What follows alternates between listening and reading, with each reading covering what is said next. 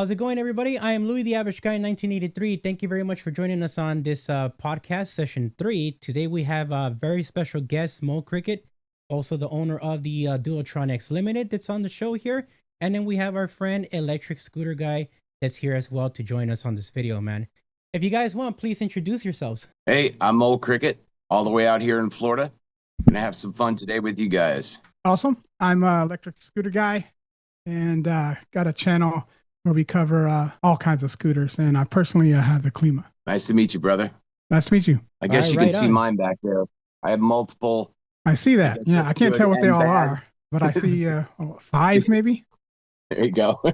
Nice. There's a lot. I have a lot of addictions here. You know, I think we all start somewhere at the beginning, and then we end up like Louis and I, where we have a garage full of things that we really don't need, but we love them, right? Yep. Yeah. Yeah. So you got the RX-7 back there. There's the how do we say it again, Louis? Landfit. Yeah, Langfit. Yeah. GT2 RS.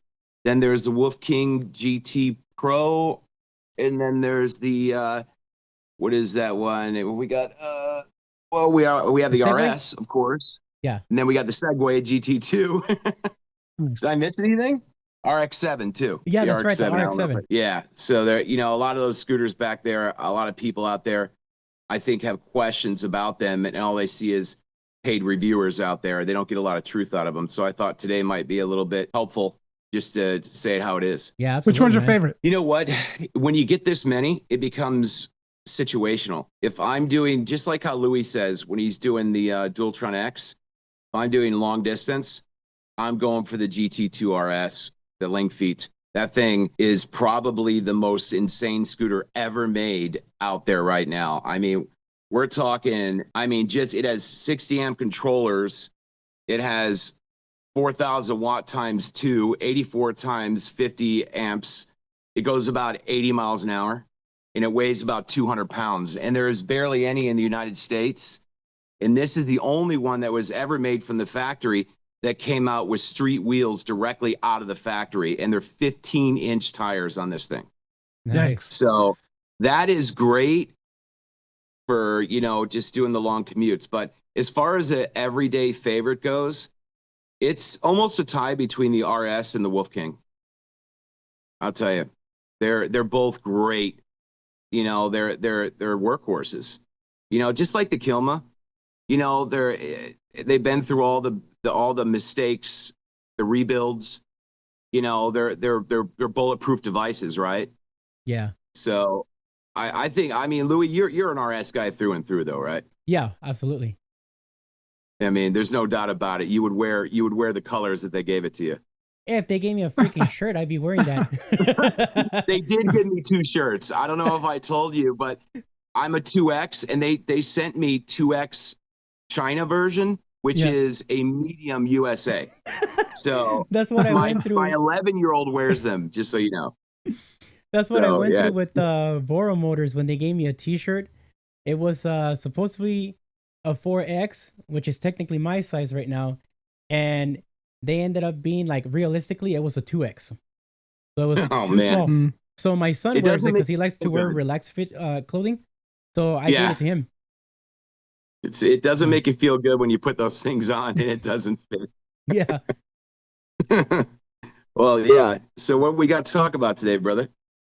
So I thought it would be a good idea to basically get your input on the scooters that you have and be as, straightforward as possible on how you feel about each scooter, including the RX-7 that, a lot of people have seen complaints on YouTube regarding the luminance panel. And then sometimes the tires either having some issues or the motors. So I just wanted to get your input on the RX-7, since that's one of it's actually a really popular scooter among the YouTube community of scooter riders. Yeah, you gotta think when it was first being marketed to all of us, advertised, we hadn't seen anything like that.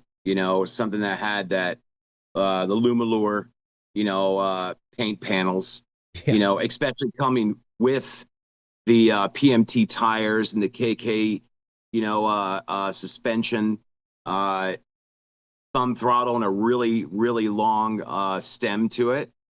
I mean, for the price point, I mean, come on, man, we had never seen that before, right? Straight out Yeah. of the factory. So, I mean, it is, it's a great scooter. There's no doubt about it. It's not for your beginners at all. Anybody that's a beginner, you can't pick one of these up. It's a sensitive machine. I mean, just the specs alone on it, I think I've got it here just in case we went through it. You got 3,600 watts for the motors, 70 mile an hour, but honestly, you're probably looking at anybody over 200 pounds. You're probably going about same speed as the RS, about 62, maybe 63. Yeah, that's about where I topped out at on the RS. Me too. Yeah, on a good day, right? Yeah. Range, it says 70 mile an hour, and I mean 70 miles. It definitely has great range. It's a sizable battery because it's a 2,880 battery capacity, 72 volts. I mean 11-inch tires. It's definitely got all the specs, but the sensitivity of, I think, maybe having a longer stem, because it is for a taller rider. There's no joke about this. You've got to be able to have your foot placement perfect. And that's something I know that annoys you. Like, how you I hate noticed that on the RX-7, the stem where the handlebars at is kind of tall. So it's tall. I know that you're taller than I am, but like, how do you see it? Yeah. I don't think a shorter rider would do well with it, especially someone that doesn't want to pay attention to foot placement. And because you will get speed wobble if you aren't perfectly set on this thing. And I know that's a big no-no in the world out there, but when you have as many scooters as I have, there's pros and cons with all of them, and foot placement might sound annoying, but when you get used to it, it's just kind of, you adjust. It's not as horrible as everybody says, but it's extremely inconvenient. Yeah. You can't relax in the sense, unless you know exactly where you should put your feet, and then you can get, great speeds out of it and everything like that. And I remember my damper, it comes with a damper on that. I'll have it dialed all the way up, click one down. Pretty much what you said you have on the where I have the X-Limited. Dualtron. Yeah. So, I mean, and you've said it really great before in a lot of your reviews where you've said, there's a limitation on the turning radius because of that. And then you get a little scared, if you're that tight and you're taking a hard left turn or something like that, because it's more like your body has to balance that turn through, because you're not going to turn the stem, so I think the RX-7 is a great scooter. There is definitely issues with the Lumalure. Now, what did he say recently, Dale? Didn't he say the Road Glow? Yeah, I think it was Road Glow. Yeah, Road Glow. Yeah, Road Glow. Yeah. Yeah, so I think he's going to send that out. There might be a price for it. I don't necessarily. He said he's going to charge. He's going to charge to upgrade it, which I think is, I don't really agree with that. I don't really agree with that. I mean, but he is trying to give everybody fast parts. He does spend a lot of money. He's very, very tangible as an owner. So I don't think he's trying to rip anybody off. It just might have been really expensive to transfer over to the new stuff. They can't afford it. Right. I'm assuming they leveraged themselves pretty heavily on the new scooter. It was a big deal. And then when it started having these panel issues, then they started having to do some damage control, and then now they're trying to work their way through that. And it's pretty expensive to send everybody that got these new panels. But I think they should. I think that they either should. A really big discount, or free. It should have been what to do. It's not easy. I have had a couple of replacements of the Lumalure. You have to splice the wires if you want to do it fast. That takes away some of the beauty of the scooter, because it is unbelievably beautiful, guys. When you run this thing at night, I swear to God, there's no scooter out there other than the X Limited that really demands a presence with that glow. And I know it sounds like a gimmick, but I mean, come on, we're all men. We like cool stuff and cars and stuff like that. I mean, I'll go for the gimmick. Give me the gimmick. It's cool. I'll take it. You know, it's a great scooter. It's definitely fast. It's got a lot of torque. There's only 3 levels on it, 1, 2, and 3. You really ride in 2 a majority of the time. But it's its own animal, really. Honestly, it's not for the faint heart. You've had good experience with the customer service department there? Yes, absolutely. Yeah, they are on the ball, man, and they really cared. Like, you can tell that even when there was a problem with the Lumalure, you know, they were upset. They didn't act like, oh, it is what it is. They felt like they had bought something that was going to be effective and really push the brand forward. And because it wasn't what the customers expected, the owner Dale was really upset. Like, honestly, he took it extremely seriously. So, you know, I will tell everybody this: if you want the most obsessive scooter company owner there is, it's Dale. He obsesses about every possible part of those machines. And that's a nice thing. You don't see that. I'm sorry, you don't. And when he sends out the replacement parts, he'll rush ship them. You know, you'll get it in 2 days, 3 days, because he wants you back on the road. Yeah, so basically what he expects is to make sure that the scooters are in like perfect conditions before he sends them out to you. So if you get a faulty product, it makes him look bad, and that wasn't his intention at all. It's just a manufacturing issue. I felt like they dodged it a lot at first, though. To be honest, like I felt like they dodged that. That's my criticism on that. I feel like he didn't convey the way that he felt, you know, because he absolutely was not happy about, you know, the Lumalure having those issues, you know, and you know, I think at first he thought it might be, you know, specific to some of the people that might have been riding in rain or, you know, doing something dumb. But when you get a multiple back after a while, you know, just like with anything, you got to have a control group. And then I think it was like, oh, you got to be kidding me. This was one of the biggest parts of the scooter, you know, for aesthetics. Yeah, it was a major selling point. It was like the top selling point for this scooter. Yeah. I mean, it's a great scooter other than that, but without the Luminor pedals, it's just another cool scooter. And it floats, guys. Yeah, I was really attracted to it, man, when I first seen it. That Luminor panel was one of the things that was like made me like wow, like seriously. It was a really nice design, and I was very interested. The only thing that concerned me was just the height of the stem, because I'm short, dude. I'm like 5'6". That height, guys, is ridiculously high. I mean, for me, it's a problem for me then. I would probably get speed wobbles even if I had the steering damper set to maximum because of the height, because you have to be properly positioned when you're riding. And if the handlebar is too high up, then you're going to have problems being able to keep yourself stable. It's true. The vibration, you know, everything like that. And, you know, when you're dealing with PMTs, I mean, I don't know. Scooter guy, do you deal with PMTs on your Kilma?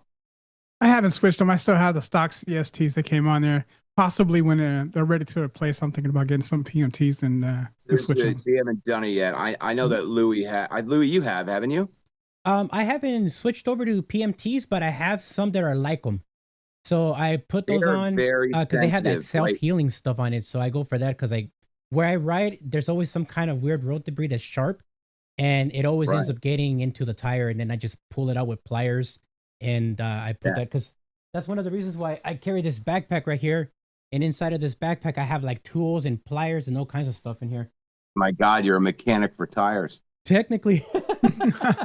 Well, I mean, I can tell you PMTs, you got to keep them balanced. And a lot of these scooter owners out there don't know it. They don't. They literally think, you know, oh, I have, you know, some vibration issues, and they just kind of move forward and they don't fix it. But, you know, tire weights are really important, or wheel weights, you know, for PMTs. You know, I think the guy that just left, what's his name that left Electric Scooter Guide or whatever, Electric Scooter Group. Paul Somerville. Paul has a great video, you know, on how to balance the tires. And I use that on the RX-7 and also my Wolf King. And I can tell you, man, it was like night and day. It no vibration, like completely rebalances the tires. And I think everybody thinks because they bought this Italian tire for $100 each that, oh, it's going to be perfect, once they put it on, and they honestly don't even know they're going through the issue. But you got those lead inserts, those lead attachments. Yeah, like right around the wheel, like they do in the car. Yep. The balancing weights. And he has a great video on how to do it correctly. And I follow it, on almost all. I haven't done it on the RS, but I think, Louis, a couple of guys have done it on the RS now, haven't they? Yeah. Yeah. Like, it's a pain in the ass. Who did it so far? I just also forgot like what kind of those little wheel weights they put on. I sent everybody on the thread. Yeah, I sent everybody the one that Paul used because Paul had it on there, and then it turned into like 4 weeks wait time to get it. But they are really thin, and the problem that you run into with maybe even the Kilma or like with the Solar, the EQ that you and I have. Yeah. Sometimes the wheel depth isn't deep enough to put on a wheel weight. So now you're in trouble then. Yeah. So, you got to know some scooters you can't do it, and I don't know. I'm not that advanced. I think the motorcycle guys out there would be able to answer those questions. But doing the wheel weights on the RX-7 was a big deal. It takes love and care to get the thing the way you want it, but when you do, I'm telling you, man, I can float down the road on that thing. It's great for tall people. It's faster than hell. It really is. I mean, it blasts down the road. Nice. What kind of issues have you had from the RS? Any at all? On the RS? Yeah, I was lucky to be the second person to get the RS. I was part of the Kickstarter group. So I went through the same things pretty much as Louis did, just maybe about a year earlier or 8 months earlier. Everybody had the same problems with the motors. Yeah. I don't care who it is. Yeah, motors. If you have an RS, you got motor issues at one point. And then I didn't have a controller issue. Louis is great at controller issues. You're the king of that, right? You had it's unfortunate, but yeah. yeah. You had some controller issues going on there. I had to swap them out. Yeah, bro. I think a couple of times, right? Twice. Especially the rear one. And it's not fun to mess with those controllers. I don't know if everybody out there, when you get in that deck. The front one is easier to change because on the front, you just have to rotate the front wheel to the left or the right to get the screws loose. But the one in the rear, you have to actually take off the control arm just to get access to the thing. That is not fun. If anybody owns an RS, that is not fun. Even taking off the deck lid is a chore in itself. Remember I got that screw stripped in the middle and I had to take mine to a machinist. Yeah. So, so I've been through a battery and I've been through 2 motors. And Louis, you're pretty good. How many has Louis gone through? Let's go with all yours. Let's see. So far, just 2 sets of motors. So I actually have a brand new pair that I purchased. So I purchased that in advance and I have them in a box. And the cool part about them is that they come with the original tires. So, I mean, I'm not going to use those, so I will swap the tires out, but it comes with them. So you can just easily swap them. And so that's the 2 main motors. issue, the main issue is not just the motors, it's the cable.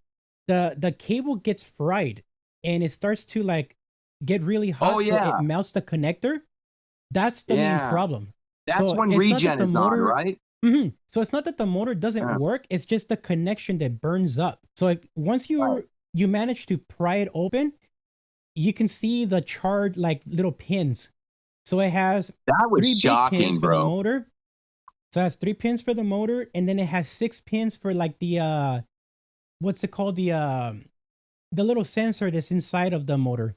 So they controls like the temperature and everything. So yeah, that's what mainly burned out on it. And then when it came to the sine wave controllers, the rear one like gave out twice, and then the front one was because of that faulty cable that came like cold soldered from InMotion. And it turns out that other people reported that to me as well in that same video, that they got curious and they opened up their deck and about 4 people claimed that they actually had the same issue as mine, which was pretty crazy. And you did some mods. Oh, go ahead, man. Sorry, I apologize. Please. I was just going to say, like, you still have to like dial it back a bit, don't you, Louis? I mean, I saw a recent ride and you were like, because I've heard like not just with the RS, but a lot of different sine wave controllers, even in the Namis, getting burned out because people kind of ride them hard. I mean, they're designed for that, but Yeah. for some reason, it's like I've heard about problems across the board with the sine wave controllers from heavy like hyper scooters. Yeah, so on the ones that I had originally on my RS, which is the Voro Motors one, and it had 50 amp sine wave controllers. And what ended up happening to kind of solve the problem permanently, they gave me the upgraded 60 amp ones. So now the 60 amp ones don't have any issues at all. And I can ride it hard if I want to, or going up hills and stuff, and nothing happens anymore. But it had to do, I think, with the power of the sine wave controllers that was not strong enough, causing the sine wave controllers to like overheat and malfunction. So, You're one of the few people with the 60 too. Yeah, there's I don't a few. have the 60. You're one of the you and like maybe a handful of people have the 60. I didn't get it yet. So how different is it? Honestly, okay, so you know how on the app the acceleration can be lowered between like 0 up to 100? Right. I had to basically drop it from 30 down to 20. Really? Because if I had it at the original 30, the wheel in the front peels out of control from like acceleration. Wow. Yeah. So those 10 extra amps, huge power difference. But now with those new sine wave controllers, I do get a little bit less range, like maybe 3 to 4 miles less range. Oh, so it's that little, huh? I didn't know that. Keep going, bro. Yeah. Sorry. But that's pretty much it on the scooter. So those are the only things I had to replace. And then I was sent a central controller, thinking that was the original problem, but it was the sine wave controllers. So now I have a spare. You can go ahead. So I was like, yeah. So I thought it was cool because that thing's expensive too. Yeah, they were 400. Yeah, at 400 least. a pop. Yeah. Right. Somewhere near there. I mean, they are. I didn't expect there to be controller issues. I really didn't. I didn't like that part. I get it going through some motors, but I didn't expect there to be wire issues like that, on the motors. Then you never even said it, but that's from the regen, right? Isn't that what we identified? It's from the regen because basically when you use regen, it's throwing power back into the wire from the motor and going to the battery. So it's like causing more heat dissipation in the wire. So the wire gauge is just not strong enough to handle that type of heat and current. So I turned it off. Ever since I replaced the motors and the sine wave controllers, 0 issues. And I turned mine off when you told us on the Telegram thread, shut off your regen. And it doesn't make a difference, Scoot. I don't know if you hear us on this. It doesn't make a difference on the braking. It doesn't. It's not less safe at all, but it was just kind of shocking to hear that wires were melting, especially, and if everybody wants to know why we're all addicted to the RS, it is the most stable scooter there is. It is. It is unbelievably stable. Especially after doing the steering damper mod. Dude, like it became one of the Where'd best that scooters. come from again? Where'd that mod come from? It came from you. Oh, nice. It actually came from you. Nice. And I forgot to give you credit for that, man, in the video of the mod. Yeah, we were fooling around in the second month that we got them. And there was this guy named Austin that used to be part of the original Telegram crew. And I had said, what if I put a piece of rubber in there? And he was very advanced. I'm going to give more credit to him. Actually, he was making fun of me the whole time. And he's like, go ahead and take it apart because you're not going to get it back together again. And I was the first one to take an RS apart. And he helped me the whole way through. And it turned out to be, and I'll be honest about this too. If it wasn't for Louis doing his review with the squeaky rubber, I wouldn't have thought about the rubber because Louis did a really early thing before he even had his, it was the beginning of your channel, wasn't it? Yeah, it was in the beginning of the channel. In fact, it was at the Rider Fest event that I was able to go from Voro You were Motors doing and circles. You were doing, and it was like, squeak, dude. Yep. Yeah. So I knew there was rubber because when I took it apart, So when I took it apart, I go, where's the rubber that Louis had? There's no rubber. And then I called up. I didn't call up. I did the telegram to Clark, who's the guy that runs it. I go, where's the rubber? And he goes, oh, well, we took it off. And I think they took it off because Louis had complained about the sound, saying it would be an issue with the upcoming models. But they didn't think it through at all, that there wouldn't be enough friction to create a damper. You know, Yeah. they basically removed what was necessary because Louis bitched about it. Yeah, pretty much. So it seems Yeah. like the squeaky wheel gets the oil. Oh, yeah. Hey, Yeah, that's how it goes. perfect. Yeah. So you had stability issues early on too, and you had to modify your steering damper as well. We all did. When I came up with it, it was on month 3. Everybody was giving up on the RS. They were like, I am getting the worst steering wobble. I'm gonna die. So when I went into it and I tightened it up and I sent everybody the instructions step by step, it blew up. I've never seen anything blow up like that before. It is probably the most modified thing on the RS, and I'm kind of proud that it was me, but I don't really talk about it because I'm not very vocal about those things, you know. But I was amazed that honestly, InMotion didn't return back to the original damper. Why are they making, you know, like, why would they want us to take, it's not easy to take these things apart. No, it's not easy. So why wouldn't they just go back to it? And guess what? They still haven't. And then they copied my mod and they made an instruction video, part of InMotion, to do your own, right? And they said put grease on it, which was a terrible idea. Yeah, no, the grease was a bad idea. I actually removed the grease. The grease only makes it more put slippery. Grease on it. Grease. create less friction. Put grease all over it. Yeah. You know, Yeah, on the damper, man. I mean, even if they cut a bridge here, right in the middle, you'll be able to like squeeze it down. So even if you don't put the rubber dampers on it, it'll still work better than the solid rubber one that they had originally used. And a couple of guys made it even further. If you notice what you and I did, Louis, they put like screws and bolts in them to hold them down. They took it further than us.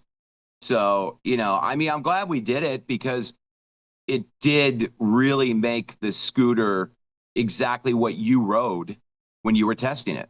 Yeah. Because you said it was very stable. It was very stable. The only thing that was the problem was the squeaky sound. Mm-hmm. Yeah. So the original splendor of the RS returned, and that's why there's such a hard following, Scoot, because everybody loves the stability of this thing. You know, I mean, yeah, we put up with some issues. We do. And we talk about it on the thread. We talk about it on the thread. We're like, you want to talk about when you love something so much and you're willing to put up with it? That's amazing because everybody never leaves, right? Yeah, I see that a lot. Yeah, I see that a lot. They do that with Kilmas and stuff. Actually, they do that with your brand. Yeah. You know, because you guys had issues. Tell me about yours. I know you had issues with the Kilma. Only issues I've had are brake issues. When I got it out of the box, the brakes didn't work pretty much. One of them had a leak in the hydraulic line, the rear one, unfortunately. So, yeah. And then the electronic brakes were making the brake lights stay on because the sensors weren't really getting good connection. And so I had to completely replace the brakes. The rotor wasn't seated properly, and it was rubbing the caliper bracket, and so we all hate that sound, don't we? We all hate that sound. Yeah, so I had to reseat the rotor. Those are simple things, you know. Once I got them fixed, but I couldn't ride it for like 2 weeks from out of the box. I had to wait like 2 weeks before I could really ride it. How long was it out before you got it? It had already been through. I haven't even had it maybe 6 months, maybe at the most, something like that, and. It was supposed to, it wasn't the old brake sensor issue. This is a completely new. It had been out a number, like a year, and then you got it? Or did it come out and then you bought it, like immediately? No, they had some previous issues with the rear brakes. They had to completely replace the kinks. They worked out the kinks before supposedly, but then I still had a couple of small issues. So I don't think it was as bad as it was, but still had to fix. Get new brakes. The old brakes, I had to revert back. The Kilma I think it's the best looking of the scooters, other than the Tevron. That they're blacked out, beautiful looking scooter you got. The only thing I didn't like is I thought there was a lot of plastic. You know, when I had rode it over at what was their name? Fluid. Free ride, free whatever. Yeah, Fluid. I rode it in Miami. Because I was riding the RS and I was riding the Cabo a lot. And then I went and rode the Kilma, and I was like, man, there was a lot of plastic on it. But obviously it still didn't matter. I mean, I just felt lighter, maybe. That was it. You know, it just didn't feel like a solid metal design that you get with the RS and you get with the Wolf King. But that's a beautiful scooter he's got. I mean, come on, think about it. I love the way the frame is on the side. Yeah. You know, it's a great looking scooter. Probably the best looking other than the who the hell owns it, Teverun. You know, I mean, I know. Come on, man. Who's really done a true test without being paid for it? You know? Yeah. At least. I actually want to get one, the Ultra model, but I want to test ride it first just to make sure that the height of the stem is good, because I'm short, man. I'm worried about that for you. Yeah. I am. That's the only concern that I have. That's tall, one of the reasons why I got the RS, because I Right. remember that I was debating between the Cabo Wolf King GTR, and one of my complaints of the GTR was the height. The height is like, it's like a foot high or something, or maybe a little bit taller, but it felt like I would have to be doing like going up a step, you know, like a stairs Well, you know, or something going every time. upward with your hands is never good. You know, Yeah, nobody ever wants that's to go another thing. upward. Yeah, so I fully feel that. That's make you tired too. You got your arms, your elbows down, and your hands up. I mean, who wants and then that? also the way the trigger thing was for the acceleration, the trigger throttle. Oh yeah, It was a little longer than usual. Like, it's not like the EQ, for example. The EQ is a lot shorter and a lot easier to get to. And the one on the Wolf King GTR, it's really long. So you have to really stretch your finger out and then let go of it when you want to slow down, and then start moving your hand down a little bit so you can press down on the brakes. That's kind of annoying. GTR has a ton of problems anyways. People aren't even buying it right now. Yeah. I mean, apparently it's had, I think they were saying some fuse issues again or something. Have you been reading that on the thread on Facebook? I'm not sure. I think they did, because I also seen some people complaining about battery fires. Now, I personally don't know anybody who has one. I wasn't going to say battery fire. You said it for me. All right. Yeah, so there's that. Yeah. So Yogi Steve used to have them, and he got rid of his Wolf King scooters because the issues with like getting parts for them. And since he technically like works for Voro Motors to like sell the products, since they weren't going to sell them anymore, it made no sense to keep them because he'll have a hard time finding parts. And you know, while you said that, I guess I have been saying it wrong. Is it the Cabo King now? It's not the Wolf King, right? Cabo... Yeah, I think it's now Cabo King, the King GTR now. Yeah, something like that. They someone apparently in the US has like the Wolf name on their scooters. Wolf scooters or even something like that. Even though they're from a different country. Mopeds, guys. Yeah, they're mopeds. Yeah, exactly. Little mopeds. They took over, and since they have that name here in the US, and it's, I guess, like copyrighted or something like that, they found out about Cabo and the Wolf series of scooters. So it took them a little bit to get to them, but they did, and they won the lawsuit, and Cabo had to basically get all their scooters out of the production lines and scratch off the Wolf name and just think of that cost. Keep the they got to rebadge everything. They're not selling that's gonna any be of that expensive. right now. They're selling the Mantis. Not changing it in China. They're not changing it in China at all. Because there's no copyright laws there. No, not over there. Yeah, just here in the United States, I'm sure that's where they're doing it. Yeah, which is probably where they sell, like, you know, most of them.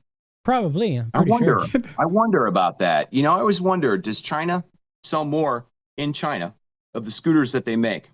We're just consumers here in the U.S. We buy things like crazy, you know, compared to other places. Yeah, exactly. I mean, really, honestly, we do love our stuff, right? There. Yeah.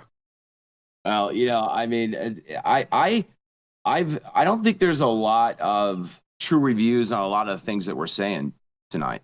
You know, and I think that's really helpful for the viewers. I'm glad you do that, Louis, because people need this. What you do is seriously, what you do is a breath of fresh air for the community. I'll tell you that as the user, because I'm not like you two. I don't have channels, you know, and I use you guys, you know, as a guidance for a lot of what I do, because I know you're telling the truth about what's going on out there. And I think a lot of these users out there don't know about safety correctly. They don't know about speed wobble correctly, because a lot of these paid reviewers are not telling the truth.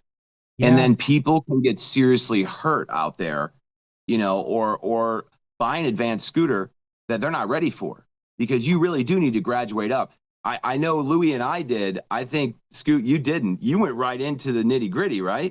No, I did not. I actually started with the Hover One Journey Max, which has got a little, for what it is, That's it's fine. decent.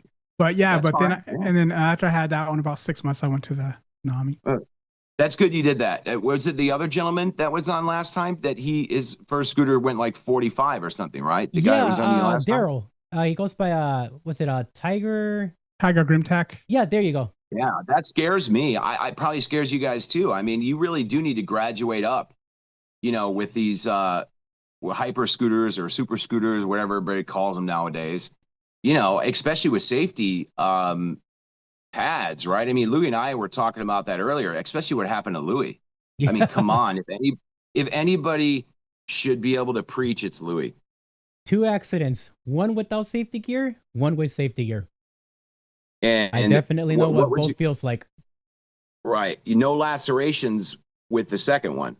Yeah, thankfully, no. It was a huge difference. I mean, I felt the impact, but it was nowhere near the first time without anything. When I saw that video, because I didn't know you, I almost felt like I should just sell my stuff off, because you said you were only going like 15 miles an hour. 15 miles an hour on a freaking Segway, bro. It was a 9-bout Max G2, a commuter. And what ended up happening was I went over loose gravel from a construction job site that had just barely gotten done. And apparently they didn't fully clear everything out, even though they took their equipment and everything. So when I went over that, I lost control. And when I fell sideways, but at the same time, I hit a freaking parked bus. So that's how I stayed really jacked up from my face. So my face apparently hit the bus, and then I fell over, and then the handlebar from the Max G2 got bent. So it took me like 7 months to recover. And then repairing the scooter took me a year, because I didn't have enough strength on my arms to be able to unbend things and everything. So, I mean, I bought a new handlebar now, but I had to unbend the original one just to try to get it working.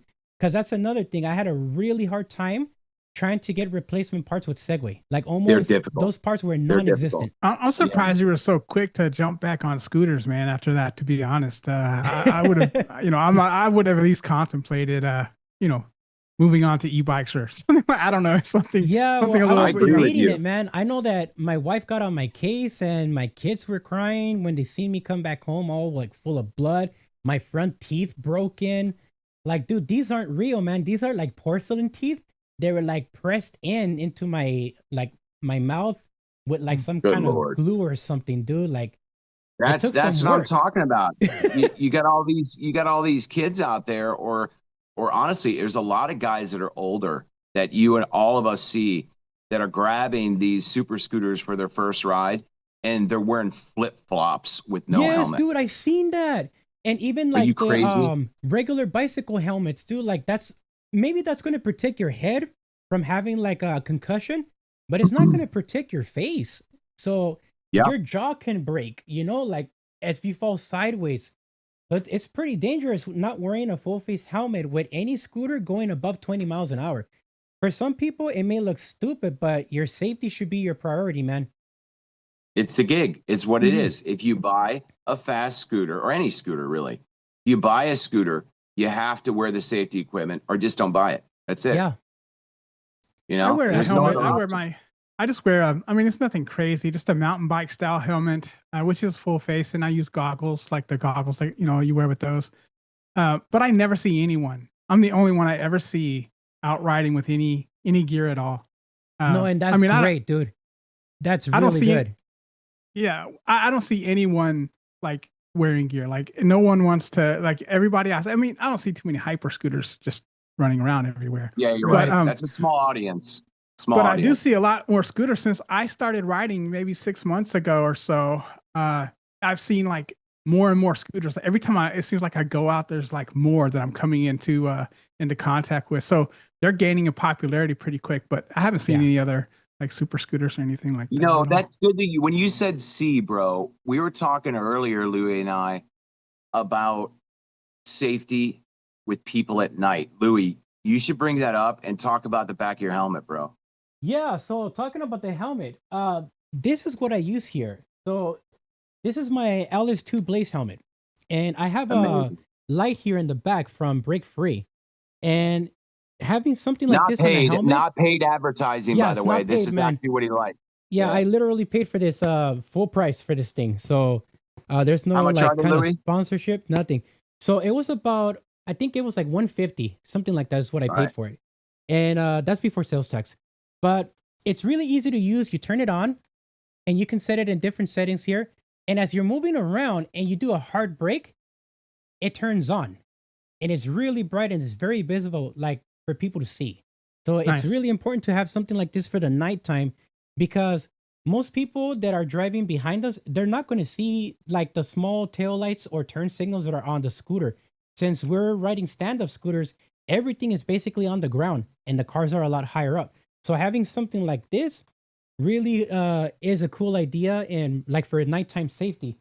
So I have And it fools a lot of people, Louis, and you know it. It fools you because you think because you have all these lights on the front of your scooter that people are going to see you. Yeah, they're going No, to that's see in not the front of you, case. but there's people behind you, and the only thing they see is a tiny little circular light if they see you. Yeah. If you don't have a rear thing that Louis has of some sort, even from Amazon, the cheaper ones, I don't care what you get, as long as you have something, Yeah, you even are if it's a going strobe to light, be in like trouble. something behind your helmet. Something. And you wouldn't even think about it. The only reason I thought about it was my dad was following behind me. I was showing off and I was like, check out how quick mine goes. And it was at night, you know, and I was all proud. It was actually the GT2 RS. And he pulled up to me and he goes, I can't see you at all, son. And I go, I have a huge brake light. It's carbon fiber back there. What are you, crazy? He goes, I can't see you at all. I don't know what you want to hear, but I can't see you at all. Yeah. And then I looked into getting that same one that Louis has, which is honestly, everybody says the best one. It is, man. But It's top notch. they ran out of them. They changed the technology to C-type, and they gave me my money back. So, but I ended up buying a cheaper one from Amazon, which still does the trick. But what a thing that no one has ever brought up in the history of scooters on a review or discussion yet. No one's ever spoken about this. It's Yeah, crazy. because most people like the ones that use the brick free lights are like motorcycle riders. And another product that I have too, that's like not sponsored either, it's this backpack here from Motoloot. And this gray material is actually reflective. So when high beams or people's headlights hit this area, it looks white, like if almost like if it's glowing. So this is something else that you can put on if you ride at night that would actually help to protect you a little bit more and to be seen better. So I paid $89.99 for this backpack, and I think it's pretty cool because it has a lot of space. Like in this backpack, I carry all of my tools. So like I literally have sets of Allen keys in here. I have an air pump. I have a tire repair kit, a set of pliers, needle nose pliers, wire cutters in case I have to cut something off. And it's just for like something to be able to repair the scooter on the spot if I need to, or if I have to adjust Plus, you something can bring on it. stuff with you. You can stop and buy something and put it in your backpack. That's exactly true. And then here, I have my other safety gear stuff, like the all the stuff that I use for the armor, the body armor is in here as well. And then even the gloves, the short ones that I have, those are my favorite ones. And then I have the longer ones too for like the cold weather time. So I carry Louis, everything in here. Louis, you should show people that it's also smart to wear, either the elbows or a vest, full vest, because most of them don't even know. In fact, I have a full armor everybody, one too. Right, show them that, because honestly, most people think it's inconvenient to put on the elbow pad. So you know what you should wear? Wear the full armor jacket. It's 30 seconds of your time if you don't want to have to put on the elbow pads one at a time. You can just put a full jacket on and you're good to go. You walk right out. You have the one that that I jacket have back there, is don't you? it has like a mesh material, but it does have like the elbow pad. It has the chest I armor. think I've got one here. I'll go grab it while you guys talk. Yeah, because I do have one as well, but mine is in the scooter shed, so I would have to take it out. My problem with some of this extra gear, I wear a helmet if I go to the mailbox. I mean, honestly, I don't play around about that. But especially I see your videos and stuff, and then I carry pliers in my bag. I always carry a backpack anywhere I go. There you go. And since I saw your video where you had the flat on the RS, and you were having to pull it out with your with your With my hands. I was like, freaking oh, hands, dude, that I'm definitely hurt. gonna carry some pliers with me, just in case. But my problem Yeah. with wearing all that extra gear is like I got the Klima back in September, so it's been kind of nice out, or even a little chilly from that point on. But prior to that, when I was riding my Hover 120 Max scooters, I had uh, in 100-degree weather. So I'm riding it out in 100 plus degree weather. And when I use the elbow pads and knee pads, the airflow isn't as nice, right? So I get Yeah. kind of overheated. I get overheated put with a bunch of extra gear on. And so, like I said, I wear a helmet and I have the same gloves you do. Not the fingerless ones, but the full finger. Yeah, the full finger ones. Yeah. And so I wear those in a helmet like pretty much everywhere I go. And I've tried to get used to the elbows and knee pads, and I've worn them a little bit, but I just can't get into the habit of it. And when it's hot out, it's just too much. It's just too much for I me have an to. option for you there. They make some pretty good pants with mesh. Look, I'm in Florida, right? I'm in Tampa Bay, and they have some mesh kind of like pants that have the pads in the pants. You'll like that idea. At first, it sounds kind of odd, but when you put them on, and then you put on the armor jacket, it's great. But where do you live? What area do you live? I'm in Oklahoma. Okay, so you suffer from the same heat as me. Yeah.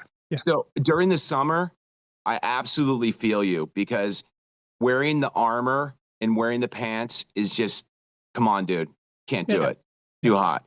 And it's super inconvenient to put on the knee pads and stuff that they're,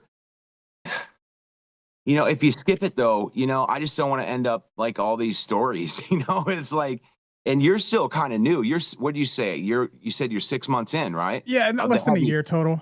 Yeah. When you've heard enough stories by now, and I think, we just have to suck it up and put on I don't know what pads are you using for your knees and your elbows? I've just got these, just some basic. That's where your problem is, bro. You know. Yeah, those are uncomfortable and they make you get a little rash in your arms. I know what you're talking about. There's a lot better stuff out there that is a lot more comfortable, that clip on long on the arms and they clip on long on the legs. It's a clip rather than sleeve it in or having that strap across you that just makes you turn blue. There is stuff out there. I swear to God, this is my 5th year with scooters. I've been through like 9 batches of pads trying to find the right one, and I think I have pretty much the best options now. In fact, I should show you the summer jacket that I use for the armor, because Louis, remember, he's California, right? So he's going to go what, 75, 74 and 50s at night. It's nice most of the time. Yeah. Dude, the only time he sweats is when he turns on the heat, right? So pretty much. I mean, other than that, you and me have a whole different life. But I have a summer armor that in fact, Louis saw it when I went to California. Yeah. It's great. It's really form-fitting too. It breathes wonderfully. Yeah, it's going to cost a couple $100, but with the kind of heat that you and I are suffering from, it makes you not want to wear the stuff. And then you and I can become a statistic like, Louis. Exactly. I think that's actually a good thing that you were kind of talking about, that the pads are, sometimes you skip them, right? Maybe it's great that we brought that up today, that I can actually show people, after doing it for 4 or 5 years, where you evolved to. So I can skip you from spending $300 or $400 worth of useless pads that I've done, because I've had yours. I think I had your exact brand. And got them on Amazon. Right, that's what I do. I mean, we all do Amazon, right? Same. Yep. These are from Amazon. So and those they are work great for me. Those but are great. So great. When I put these on, this is actually the smaller one that goes on the elbow area.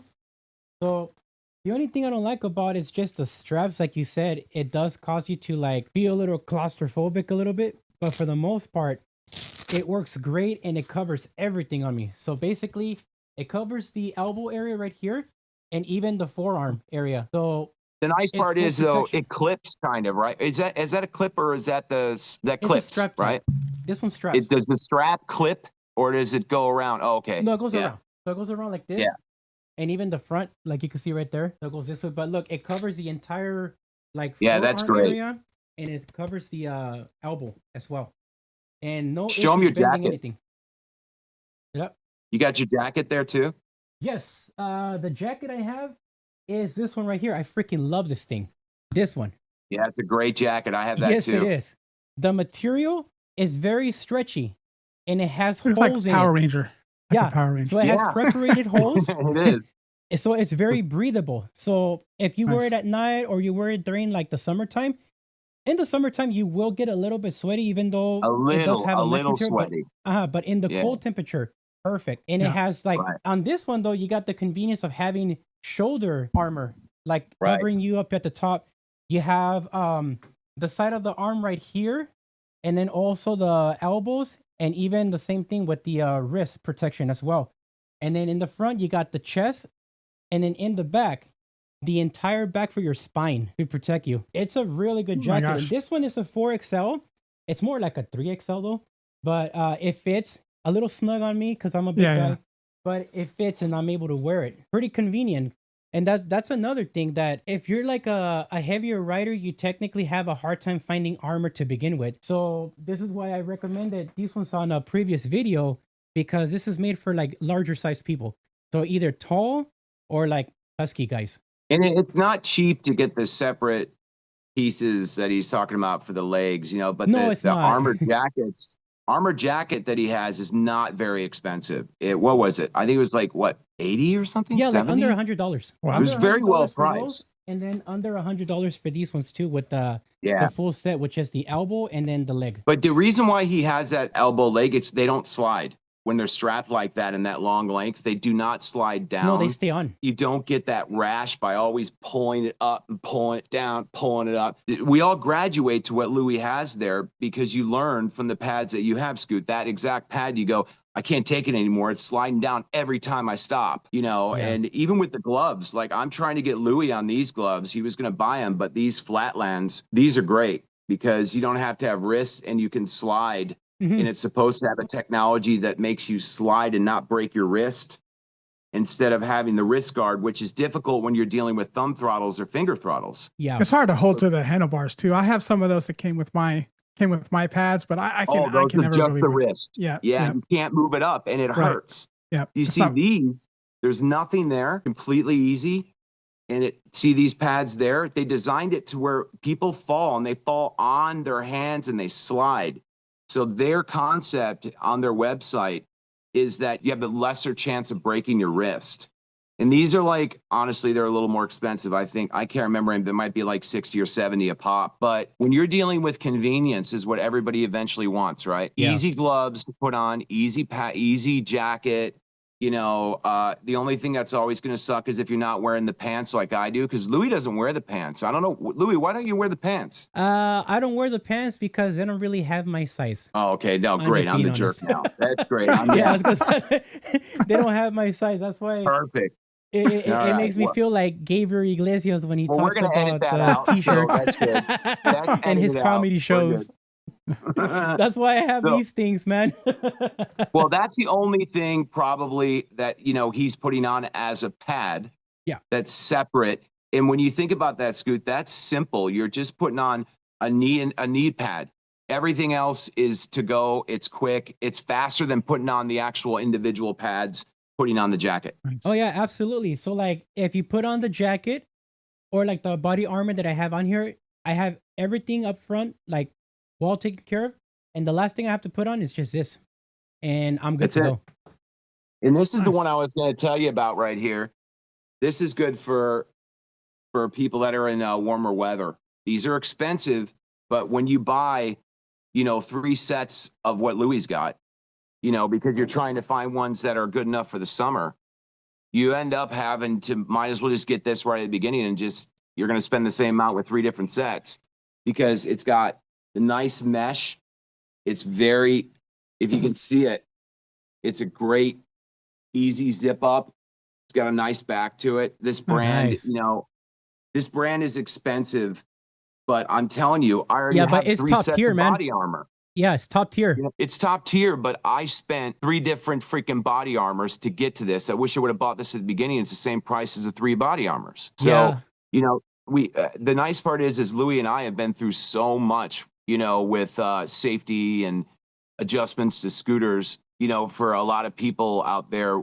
I think hopefully they listen. Yeah, we technically like since we've already gone through like a lot of experiences with this, we know what to recommend for the rider depending on their size. So like if they're on the big size like me, then I can easily recommend them what I have because it fits.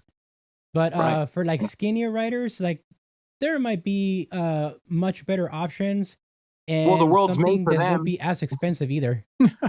At least the price. Yeah, it's true. You know, I mean, I think there's a lot of great stuff out there, and I wish that I didn't have to spend my way to get to it, because then I have that guilt, you know, that I spent all this money on stuff that sits in a box, and I have literally 2 box full of pads I do not use now. You know, and gloves too, right, Louis? You go through Yeah. gloves after glove after glove to I have find like the right glove. 7 pairs. Yeah, 7 and pairs you of know, gloves. so you know, it's crazy, but it's the right thing to do at the end of the day. I'm glad we talked about that because nobody talks about it. Yeah, that is true. So crashes, how many, like, I know you've been in at least a couple, Louis, and whatever crashes have you been in, and you guys have you had much in the way of accidents, crashes? I think See. Louis is the one to talk about that Yeah, because so I've when it been comes very lucky. to when it comes to the accidents, I've had a total of 3. I've had one on that Segway GT1. Actually, not yeah, well, yeah, the Segway GT1, which was the one with the lady cut me off on the bike lane. And then I had, and thankfully I had the same armor you see here, that I was wearing, so it protected me a good bit. But I had the accident on the Segway 9bot Max G2, which was the very first one I've ever had, and that was without safety gear. And then I did have on my RS, only going like I think 17 or 20 miles an hour. I did too much of a sharp turn, going to the right, and I tipped over sideways. So I did fell on that one, but it was mainly because I had the original tires on the scooter, and the original tires of the RS don't really do a good job making sharp they turn slide. corners. They That's another slide thing. They slide pretty bad. So the on new turns. tires that I have right now are way better. I can do just about anything and really turn the scooter to the side, like tilting it, and I won't fall off of it because the tire's a lot more rounded. So Gotcha. those are the accidents I've had. And every accident that I had, pretty much, the first thing that lands on the ground, it's my hands. So Oh, sure, yeah. this is why it was a good idea that Mo was talking about the gloves with the protection on the palm area, because that's the first thing that falls on the ground. So, and then it's so he's the guy that fell, right? Yeah. I mean, he knows. Yeah. So you had having no good crashes? gloves. The crashes, No, no, like as in crashing into somebody, no. How about you, Mo? Well, no, the lady crashed into you. Yeah, technically. Yeah. Accidents, wrecks, crashes, whatever. I Have you haven't had had any? any. Zero? No, I haven't had any. You know, and look, I am the example of the fast rider, because I know a lot of people out there don't get to ask questions to the maximum fast, crazy people riders. I'm that guy.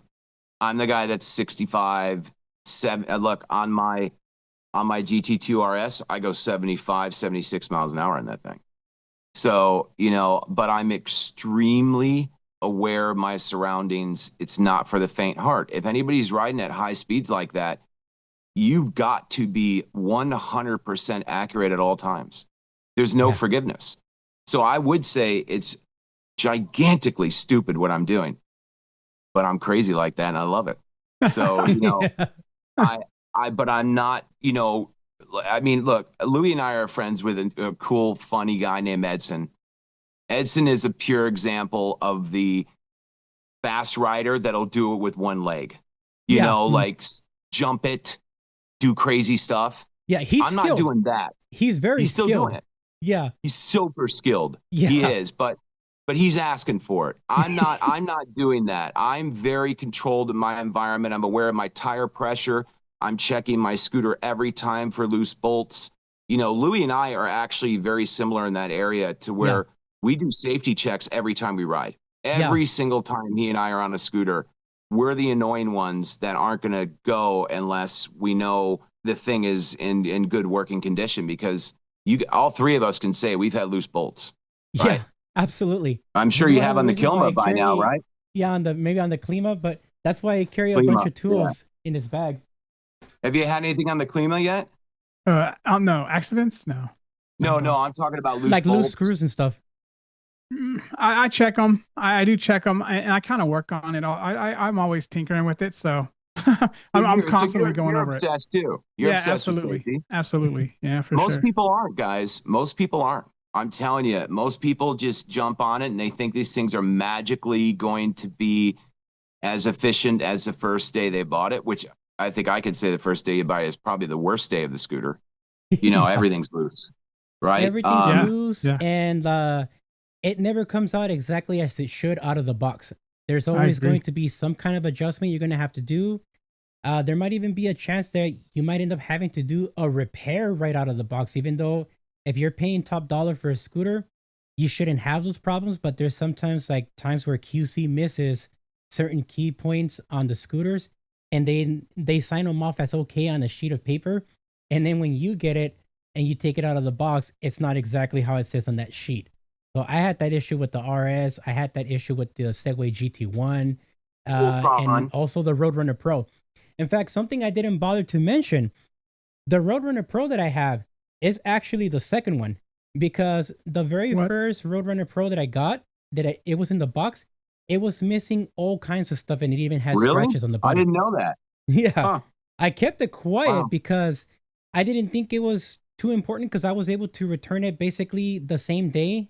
And then I was able to go to the back of the Voro Motor store inside of the warehouse and hand pick my own box. So I made sure that I had a box Not everyone that had can. all the straps. Yeah, really. That's Honestly. the thing. That's the thing. Not everybody can do that. And I was able to get lucky to be able to go back there and pick up my own box out of all the ones that were there. Some of them had like some bangs and like banging marks on them. Some of them had missing straps, and I found one that had the straps still attached. And I said, "Give me that one." So I got to take that one, and thankfully that one was like complete. But it wasn't like that on the first one. The first one was missing the pegs. It was missing the kickstand. It was missing the original key for the battery. It was even missing, what was it, the little mount for the handlebar to actually attach it together. It was missing as well out of the box. And the charger. The charger wasn't there either. So I don't know if it was a return or what it was, but it was missing. So I packed it up, took it back to Voro Motors, explained what was going on, and they let me exchange it. But it was pretty crazy. Yeah, I have two Journey Maxes and then the Klima, but I haven't gotten one scooter that was perfect out of the box, not even one. So that's probably one of the most annoying things I will say, like, about scooters and stuff that I've seen and personally experienced, is like there's always something to deal with. And when I ordered my Klima, I was on guard. I had my guard up, I was sort of expecting to have to do some work on it. Yeah. But I was hoping I wouldn't have to work on it before I was able to ride it, which I actually did have to do. I had to replace the brakes and so forth before I could even really get on it. What brakes in the Klima? Logan Hydraulics. Never dealt with Logan before. Is it similar to Nut? Some people consider it a little bit better than Nut. I mean, everyone has like their preferences, like their Zoom, Nut, the Logan. I like the Logan. It's just fine. I've probably changed out the brakes. I mean, I kind of went back and forth maybe 4 times or more since I've had it, just to kind of. Brakes or the brake pads? Well, first I replaced the levers, and then I got four piston calipers. Oh wow! So you did the whole thing. So I switched them out, and then I went back to the 2 piston because I actually like the way they work a little bit better. Well, tell us that. I didn't even know there was a real difference. I had no clue. I know that 4 piston's supposed to be stronger, and I know because I have that on a lot of my scooters. But I didn't know somebody would go back. I went back, so I got them all set up. There was nothing wrong with it. It was a fairly inexpensive upgrade to go to from the 2 piston to the 4 piston, and I see a lot of people do it. And I don't know if they have different experiences, but or they just do it because it's cool. But when I went to the 4 piston, I was literally having to squeeze the brake levers harder to get it to come to a complete stop, to lock up rather. So it still stopped, but I just didn't feel good about having to, and I adjusted it. I made several adjustments, but still, I usually use just a single finger, right? And so I had the rest of my hands on the handle grips. So you're doing a single finger brake squeeze. Yeah, exactly. So good Lord. I like it. I like you, man. So I do the same. Honestly, with the dual piston, they actually work better for that, and I can come to a complete stop and lock them up with just a single finger. So I went back and I even got a larger diameter rotor to try with the 4-piston, and that did work. It seemed like it worked a little better. It was just a type of rotor or whatever that wasn't to the calipers or whatever. So I still like the other ones better. So I went back to the 140 millimeter rotors and the dual piston Logans. So it's not a little bit of work either. I think a lot of viewers should know that that's not a 1, 2, 3 thing to be switching out brakes and Yeah. Yeah, I've gotten pretty good at it. After well, I wish you were local then. Yeah. I've had to do a lot. Like I said, I changed them out originally, and then I decided to switch them back. So I went back and forth. I tried a new rotor. So I literally probably 4 or 5 times. Wow, that is pretty crazy, man. Well, talking about additional scooters, since you have a couple of them behind you, how's your experience been so far, Mo, with the Wolf King GT Pro that you have?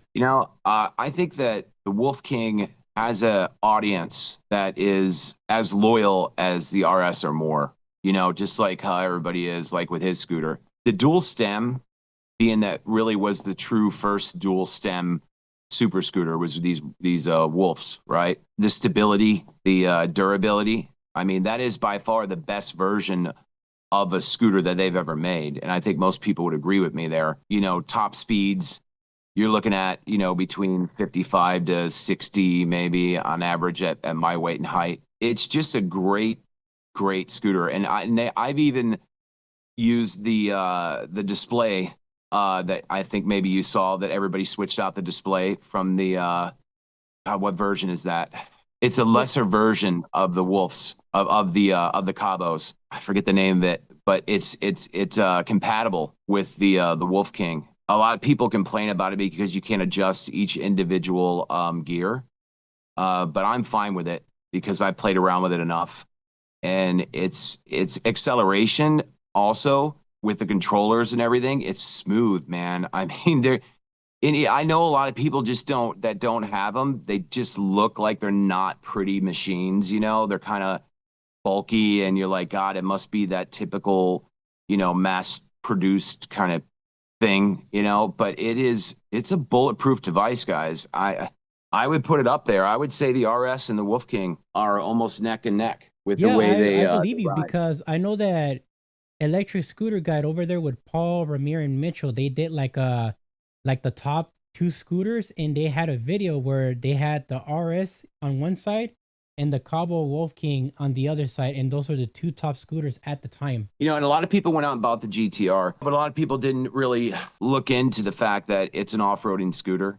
Yeah. It's got a very high deck height, and people didn't anticipate that. And I think that disappointed them when they bought them because they didn't know that it would be like somebody that has really short pants on and long legs. The Wolf King is a better scooter as far as I see to the GTR because it's more diverse. It's a road warrior in a sense. You can also go off-roading very well with it. Yeah. But as far as I've owned that thing for, God, I think 3.5 years, and I have not had a single issue with it at all other than just tires. I'm talking nothing. And I have over 6,000 miles on it. I don't think it gets enough justice because they've made, that issue with the fire and all that stuff, and you look, we all have to remember that that's a possibility with Wolves. I can understand people not buying it because of that alone. That does worry me a little bit when I'm charging. I won't charge overnight. No, yeah. I mean, not all of us have those pretty chargers like Louis has, yeah, because, he's got the good stuff. Yeah, which really does make a difference. Chargers, right? You can customize the voltage and use it on just about any scooter as long as you have the right plug for it. Right. You gotta, you've got to know. It's one of the things I think a lot of these guys that are new users, they go out and they buy these fancy chargers and they're not aware that you've got to buy the particular adapters, and then you have to pay attention to the voltage that you're charging on. The voltage and the amp hours. You can balloon a battery, and cause your own fire. The Wolf King's a great scooter. I always forget about the fire issue, and I think that's just maybe blissful of myself. But Wolf King is a big thumbs up for sure. I see a lot of loyal followers of Cabo, and I think that the GTR kind of ruined their image a little bit. Like, they did so well with the GT that everybody, I think, expected the GTR to be a step up, and I think they kind of went backwards. They just didn't really do enough due diligence to make sure that they were getting everything right. You're probably going to get shot for talking about GTR that way with those guys out there. I know. You know, I mean, you have to be careful. There's a lot of GTR lovers out there, and I don't understand why. I honestly think it's a 3 or 4 mile per hour difference. I don't see it why they do it, and most of those guys are not off-roaders either. You know, they're riding street, and it looks like they're riding on a scooter that you can actually crawl underneath to go to the other side. I don't get it, man. But they're like that with your scooter too, man. I mean, your brand that you use, I mean, the loyal audience it's insane. I've had my issues. So when I got mine, I was just kind of getting going on YouTube a little bit when I got the Clean. I had done some videos, and so when I got and I had these brake problems, and I contacted Fluid, and I mean, it took me 2 weeks, like I said, to get a resolution. They were really slow to respond. I was getting maybe 1 response per day. And I'm trying to get somewhere, you know, with my scooter. So I made a video. It was kind of harsh. And it ended up on one of the NAMI boards that I'm a member of on Facebook. And people ripped into me. Like, they just ripped into me. I spoke up because, you know, people were like, calling me a clout chaser and a sensationalist. And they get all these words, and they just, they try to put me in this category. NAMI and Cabo people are insane. You're not allowed to complain. Exactly. So, you know, and then Michael Shaw, who actually I had some communication with, of course, he runs that. It's his group, right? So then he got involved, and I had a negative kind of going back and forth with Michael Shaw a little bit. And it was kind of soured the whole thing a little bit. Not that I don't, I still love it. But it wasn't the brand, it was the users that made it sour the taste.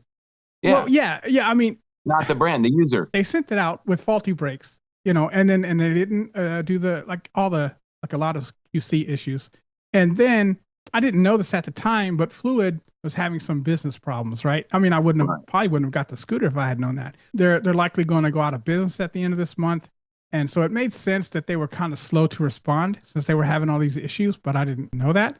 Not that that's, like I said, not that that's an excuse. I probably would have went a different way if I'd have known that they were going out of business, because now I'm going to lose my warranty. I won't have the support. One of the reasons I went to the scooter is because they offer 50% off their parts for the lifetime of the scooter. I liked that about them. I did. And so now I don't have that. You know, I'm not going to be able to do that. In fact, right now, I don't have anywhere to get parts that I'm aware of other than just going to Michael Shaw and trying to get them from China. And when I tried to talk to him about the brake sensors, he was going to send me some brake sensors, but he's going to charge me $50 for shipping. And I'm like, I just got the scooter, and I understand that you don't want to pay shipping, but I'm sitting here with the scooter. I just paid $2,000 that I can't ride out of the box because you put the wrong sensors on there. You know, so those types of things, not so. But the scooter itself is awesome. I'm concerned about the support that I'm going to get going forward, and I lost the ability to get the good deals on the parts from Fluid because they're probably not going to be here. Sad. It really is a great brand. I mean, you know, I think Louis been through quite a bit with part issues and getting things back on time, like yourself. You know, he's been pretty patient in times that I wouldn't have been. I can tell you that right now. Yeah, I mean, especially my deal with Voro Motors. The only convenience buying from them is just that they're very local to me. They're 22 miles away from my house, and it's the headquarters, the main place. This is going to be edited out, by the way, just so you know. We can say whatever we want right here. Okay, keep going about Voro there, Louis. Well, yeah, it took a while, and something that a lot of people seem to have complaints about is the customer service, because you get random people that take your calls, and if it's not your calls, it's either your text messages or your emails. It's really confusing. They have somebody in each department, and they're not always on the same page. So, for example, this one time I was trying to get a tire replaced for my RS, and what ended up happening was that I didn't know the tires weren't covered under warranty, and that's almost like the same for any scooter company. They don't cover tires, but they'll cover like wear and tear motors, like wear and tear stuff, like stuff that's wear and tear. They don't really cover. Even the brake pads. But I was able to talk to whoever their general manager was. I forgot the guy's name, but I don't even know if he's even still there. I was talking to him, and he sent me an email letting me know, yeah, you know what, we could do a deal for you. We can either get your tires at 50% off, or if you want, we can replace it with something else that you might find convenient, because the tires they had available, they had that self-healing gel thing inside, and the original tire did not have that. So I would still have to buy an extra tire because I would have to have both of them match. Otherwise, it will throw the balance off on the scooter, and then I'll start feeling a bunch of vibration issues, which that was the reasons why I contacted them about the tires. The rear tire had like this noticeable speed wobble on the back of the tire, and this was just the tire being like moving for like 2 to 3 miles, and you can just see it doing this. Like, it's pretty crazy. So I contacted them, I sent them a video, let them know what was going on, and the manager said, yeah, we can go ahead and set something up for you. And then I replied back the next day to see what was going on with that, and then I get told that no, that's not possible because we don't cover this and we don't cover that. But it was a regular employee that was doing customer service, not knowing that the manager of the store had already said yes to the help that he was going to give me. They do. So They do that there. They do that. So often, common. So quite common. often. That's what It's makes them sad look too. bad. That's what makes Yeah. them look bad. And, you know, and And I think as the owner that, you know, that we all know what Melvin firmly believes that his staff is doing as he delegates. yes, he And does. He truly does and believe they're that. not. And they're Yeah, not. like if you get a chance to meet him in person and you talk to him, and I've seen this the times that I've gone to Voro Motors to like review a scooter, especially recently the Daytona that I did a quick video on. Oh He was yeah. dealing with a couple of customers inside. Dude, he took care of them on the spot. As soon as they came in, they explained their problem. Their scooters were still under warranty. He like fully validated everything, and he was working by himself that day. But if it would have been one of his employees at the desk instead of him, they probably would have gave the customer a hard time. So Yeah, on that's that Melvin, thing where it's blissful in his sense. Like he chooses bliss instead of reality.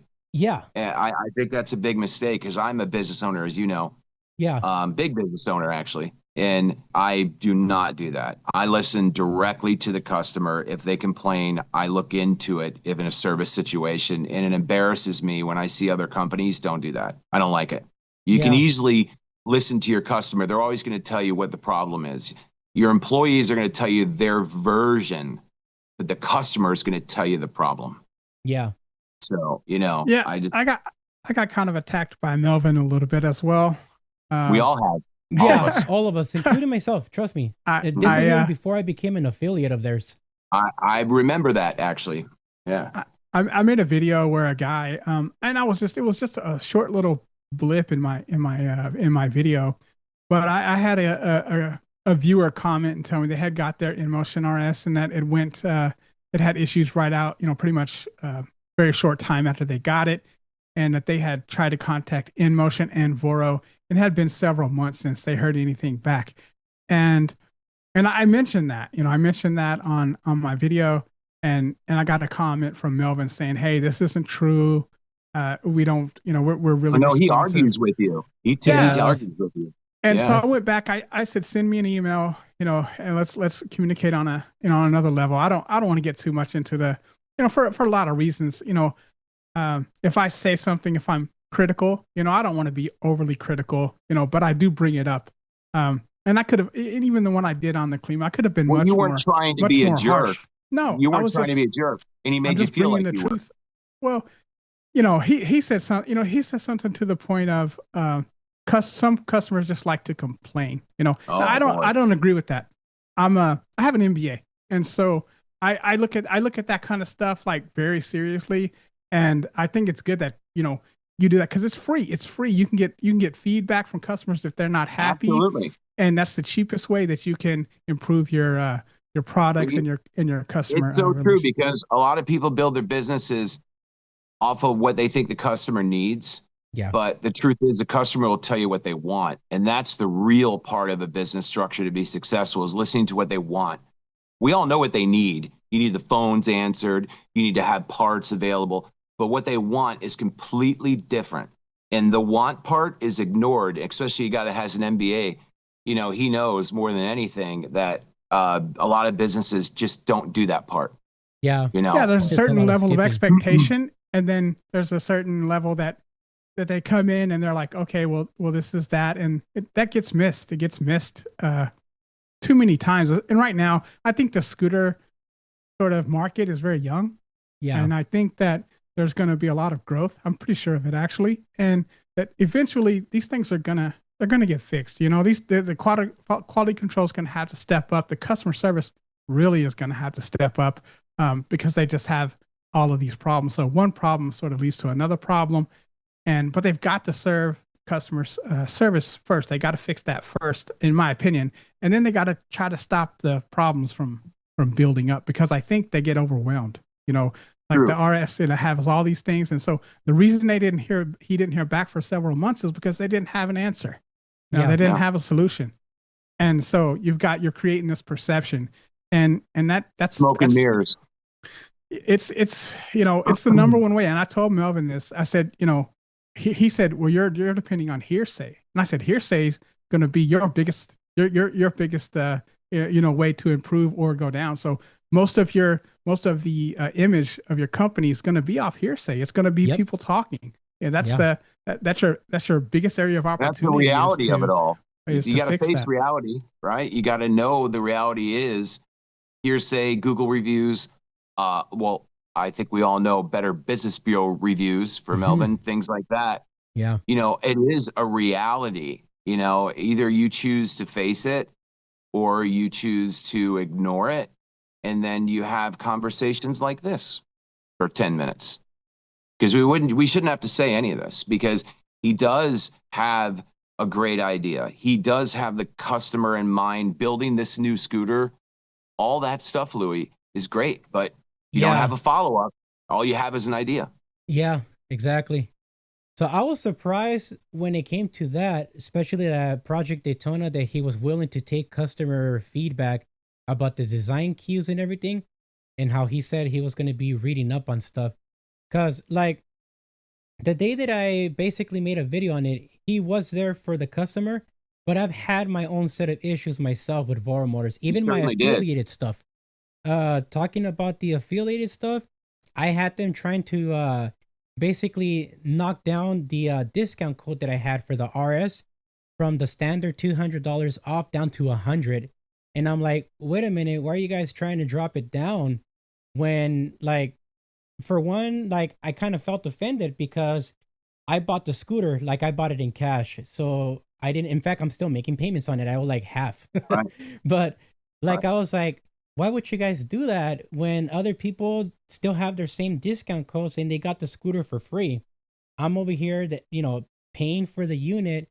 I'm trying to promote it for you guys, but also be honest with people about how it performs and what you might end up experiencing depending what you do with it. And yet they wanted to drop it. So it took me like 3 days to get that result and get that back to like the normal thing. And it was only because somebody mentioned it. They told me that the code wasn't working. So I was like, wait, why isn't it working? So I went back online and I checked it. And that's when I noticed that they dropped down the discount code from $200 to just $100, which I thought was pretty wrong. But that's kind of the stuff that I deal with Voro Motor in general. It's not like a perfect company. At least I don't think any company is in general. But there's a way to handle it. Yeah. There's a way to handle it. They need to do a better job handling things. So including the customer, especially the customer. Because like for me, when I decided to become an affiliate, it wasn't because of the money. It was because I genuinely wanted to help the viewers watching my videos get a discount code. That was the honest truth. And the money for me is the last thing that I think about when it comes to the affiliate program, because I make decent money with my regular job. So it's not a big concern about me. I'm not like money hungry. That's one of the reasons why. This is our hobby. We enjoy this, right? This is our hobby. And this is why I don't do like super chats or have my YouTube channel monetized, because I want to do this for fun and just be 100% legit and honest with people. You're the average guy. Yep, there you go. There you go.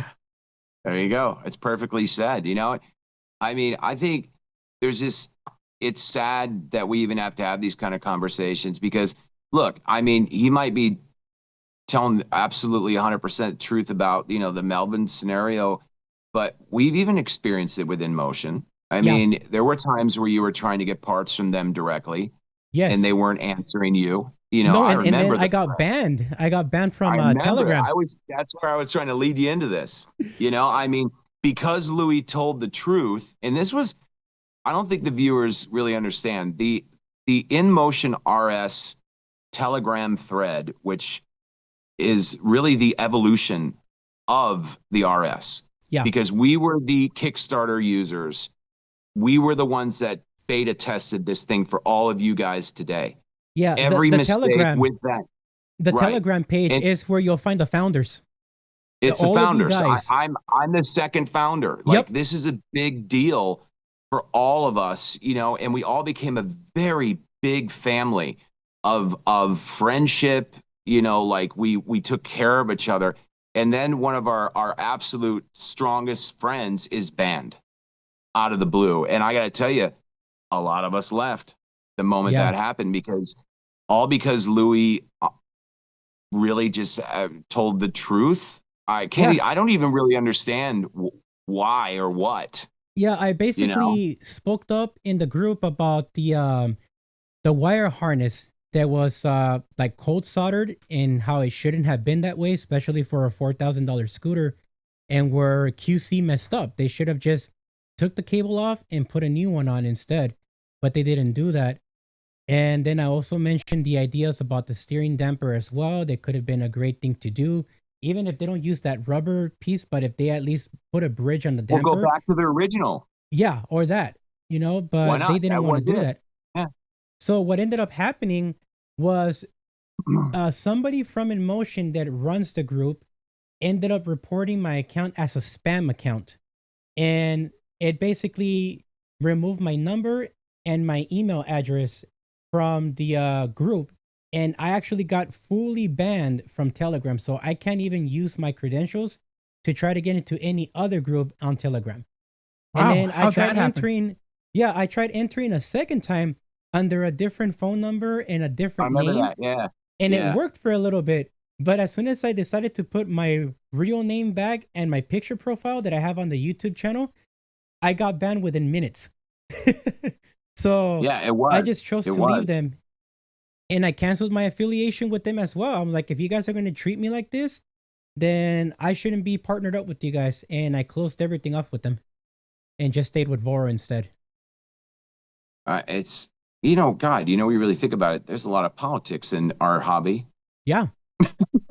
Especially when it comes to the scooter stuff. You can't seem to be 100% honest with everything unless you have your own channel where no one can really shut you up.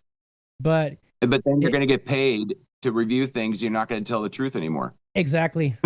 Like a majority of the guys do. Yeah, like one of my favorite channels that I like is Freshly Charged. And I used to love about their I love the things that they do on their videos, but you can tell that their videos are different. It's more focused on sales because they never come back to the scooter and tell you how the scooter's doing, or maybe do a 500-mile review or anything like that, or if any problems occur. They basically the only one they did was the Teva run was the only one they came back on. Yeah, which it was with the speed wobble they were experiencing. Mm-hmm. But that was it. So like the InMotion RS or the Segway GT2 they got, nothing. They never came back to anything. So it's like, and other bigger channels do the same thing, like Electric Vehicle Space. He's another one of my favorite YouTubers as well. And he does like one-time videos as well. So he doesn't Electric really Scooter Guide. They do that. All the big channels, like they get so many scooters. That's another thing. Like, and you can tell either whether or not they're like, I don't think they're necessarily like trying to be dishonest, but they'll omit stuff. They won't bring stuff up. Diplomatic. They never even brought up the issues with the panels. And then, you go back and you look and you can see the issues, right? If you go look at their video, you can see a spot already starting to form. If you zoom in on the video on the light panel, you can see a black dot. And they never even addressed it. And I'm like, they could have did something. For me, like I'm pretty open and pretty honest, maybe more than most people on here, because I'll get go on a rant. On my videos sometimes I go on a rant if I find something to be off or whatever. I mean, we're on one right now. We're on a long rant, all of us. Yeah, this is kind of just a three-way rant right now. We're on a three-way rant. And I think, but I think honestly, I said this to Louis a lot, because I've been around a long time, the things like we brought up today about the back of the helmet or the right safety gear, that doesn't happen in those groups because they're not affiliated with the pad. Yeah. They're not affiliated with a helmet. So it's not going to be mentioned. And sorry, if you're not going to mention safety with these scooters, if you're not being paid for it on these giant channels, they won't even bother to bring it up. You're going to talk about buy a 65 mile an hour scooter, and you're not going to say, hey, we don't recommend you starting with this, or we don't recommend you, you need to get these pads first, and you need to, pay attention, and nothing like that. It's like, this is a great scooter, go for it. Every scooter is a great scooter. Like everyone is like for somebody. Like, who is this scooter for? I don't know. Maybe it's for no one. Maybe you should avoid it, Oh, God forbid. God forbid the truth comes out. Yeah. It's funny. Look, you guys were bringing up Yumi the other day. You guys were right. I don't hear any complaints about Yumi. Yep. What the hell? They must be doing something right. If there's hardly any complaints. You wanted that Predator, bro. I mean, plus it has, as I recall, it has that the water-cooled system, the first ever water-cooled controller. Wow. I mean, amazing. But you know why we all don't honestly buy the Yumi brand is because it feels like it's a Chinese mass-marketed Amazon brand. Yeah. Because they didn't market it right. Yeah. They made us feel like it was just that same old Chinese piece brand. Of crap. And the design just isn't special. Like, it just isn't special. It's kind of bland. People in certain communities call like the cookie cutter of scooter brands, where it's like it's the same exact design. They just do a rebadge. And maybe make a couple of cosmetic changes. So and some are really, really, really ugly. Some are really ugly. I mean, some of their stem work, I don't know. Are they closing their eyes with it? It looks like they're trying to build a skyscraper with, it's weird. But what are we all talking about here? We're talking about all these issues with everything, and you never hear on Facebook really much complaints on their product. I mean, it kind of makes me a little upset that, give it a shot by now. But there's still not one that I find really aesthetically good looking. Yeah, that's the reason why I haven't bothered to look at the brand much. It's just the design cues. Like, I care about performance, but I also care about the design. So that's one thing that I look for. No, it's true. A great design. It does make a scooter look great. You were talking about the other day, how I think even the new NAMI, that limited edition one, I don't think we spoke about that, you and I. The one that they've only got 8 in the country. Did you see that on Alien Rides or something?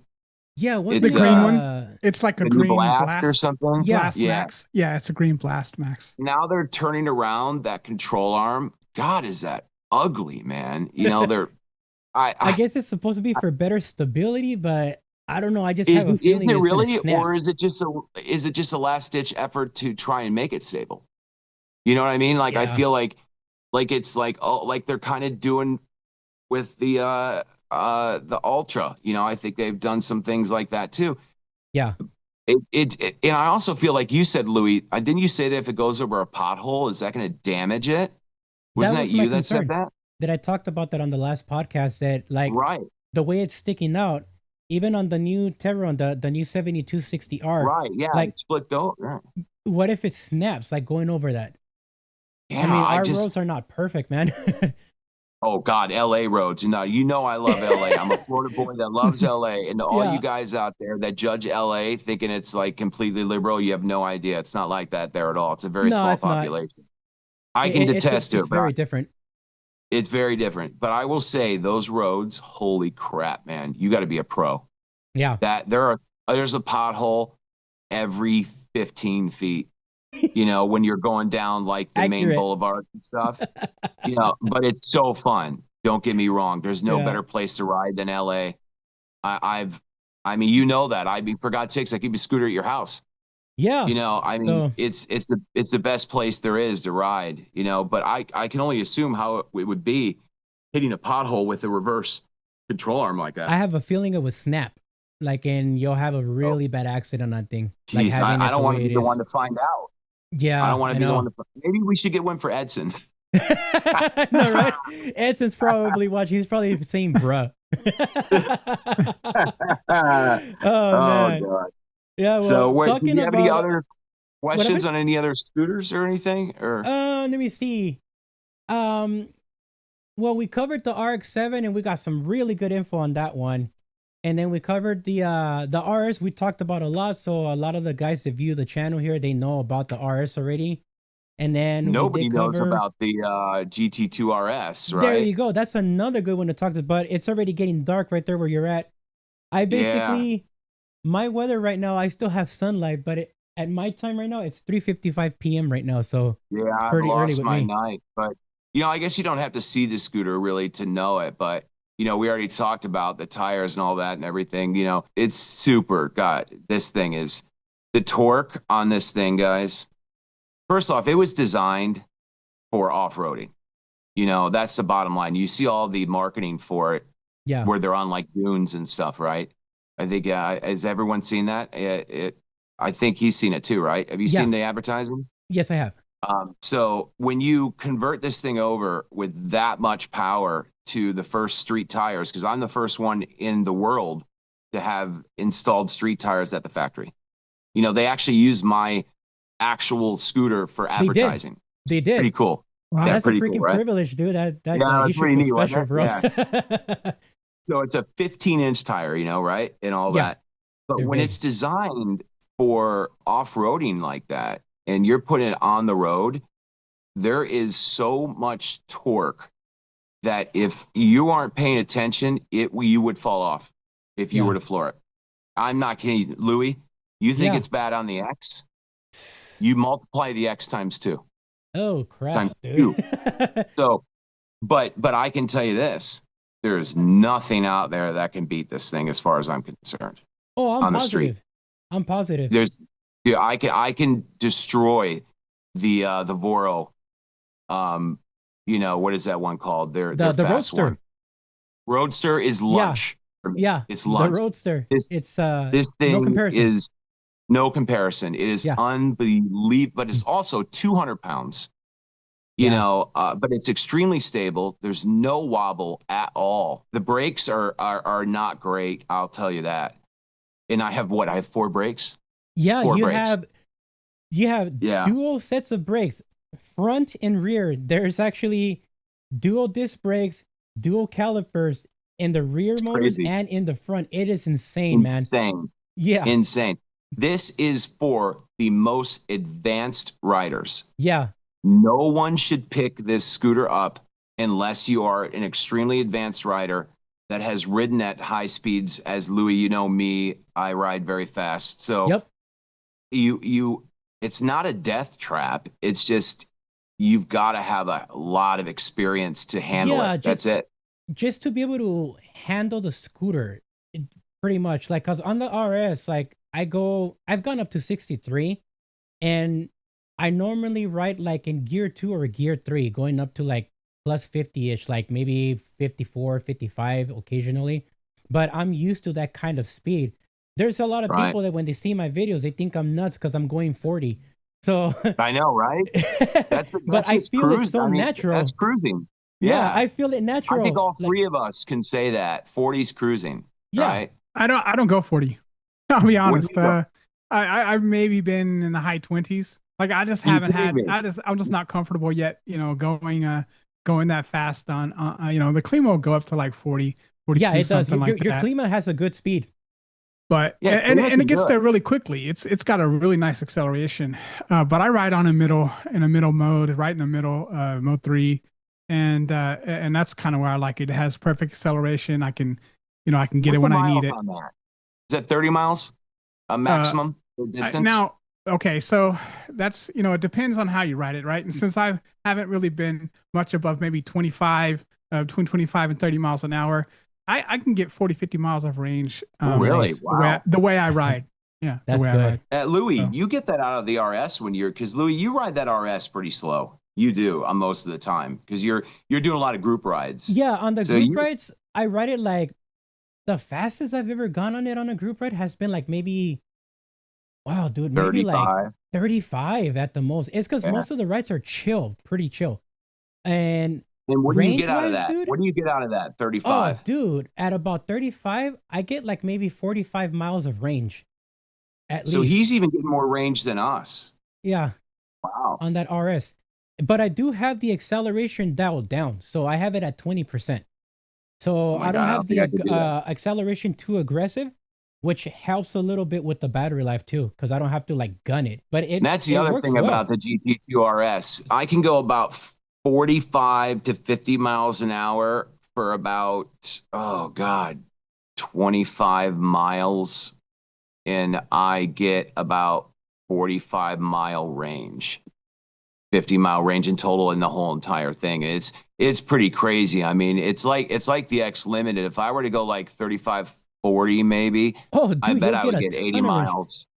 Yeah, I haven't even been able to do a range test on that thing because the last couple of group rides think I've gone to, the limited I think even has more range than this, and this is insanely big as well. yeah, The limited is a marvel in itself, and I think the users out there need to know that. If you want a distance rider and very comfortable, there's nothing out there like the limited. yeah, And we the didn't X know that, Limited is Louis a and good I. one. At Yeah, in the first, we were beginning, I like, wasn't what a is big wrong fan with of this it because thing? of the acceleration. It was really jerky, but it Oh, was man. exactly like you said. As soon as I got used to it, and I like figured out my standing point on my feet on the deck, Even the dude, I stance had is weird. zero problems. So yeah, you have to properly stand on that thing. So Mhm. even though it has those little metal kick plates in the back for you to rest your foot, you don't want to put your foot there. You want to keep it on the deck. Yeah. At least for And somebody like me at my size. you can accidentally put your foot on the spring, you know, Yes. and that's, you know, but here's the bottom line though with that scooter is that you hate it, you hate it, you hate it, and then you start liking it, and then you love it, and then you crave it. All of a sudden you crave this monstrosity of a machine that is not very beautiful. You know, I mean, but there is something about that damn unit, the way it is understated because nobody's truly reviewed it correctly yet. Even Louis hasn't given a real in-depth yet, you know, where he can tell, you know, the absolute about it because it is the most unique. And that's why it was $7,000 or $8,000 or whatever the hell it was. I mean, it really, wow. I still feel weird saying it. Yeah. It doesn't make any sense.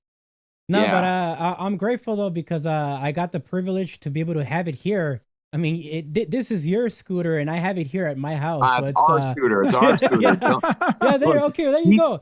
Let the record state right here that the owner of the Dualtronics Limited let me be half owner. It's on camera. He absolutely is. That man, he maintains that thing and he's done modifications to it. Yeah. He's done stuff that I would have absolutely never attempted. If anybody half owns that scooter, his name is Louis, for God's sakes. I mean, nice. Yeah, I mean, he's put up with more crap. The bleeding of the brakes. We replaced the brake pads. The strip screws. Yeah, the strip screws. Yeah, the strip screws. We changed them out. We added a dash cam to it. So now there's a front and rear camera on it for protection. And a couple of extra other things. That wire loom thing that was sticking out, I got to repair it.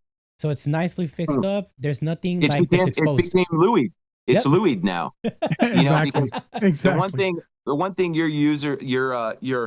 viewers don't know is the great care that you take of your machinery. I mean, nobody takes care of his stuff like he does.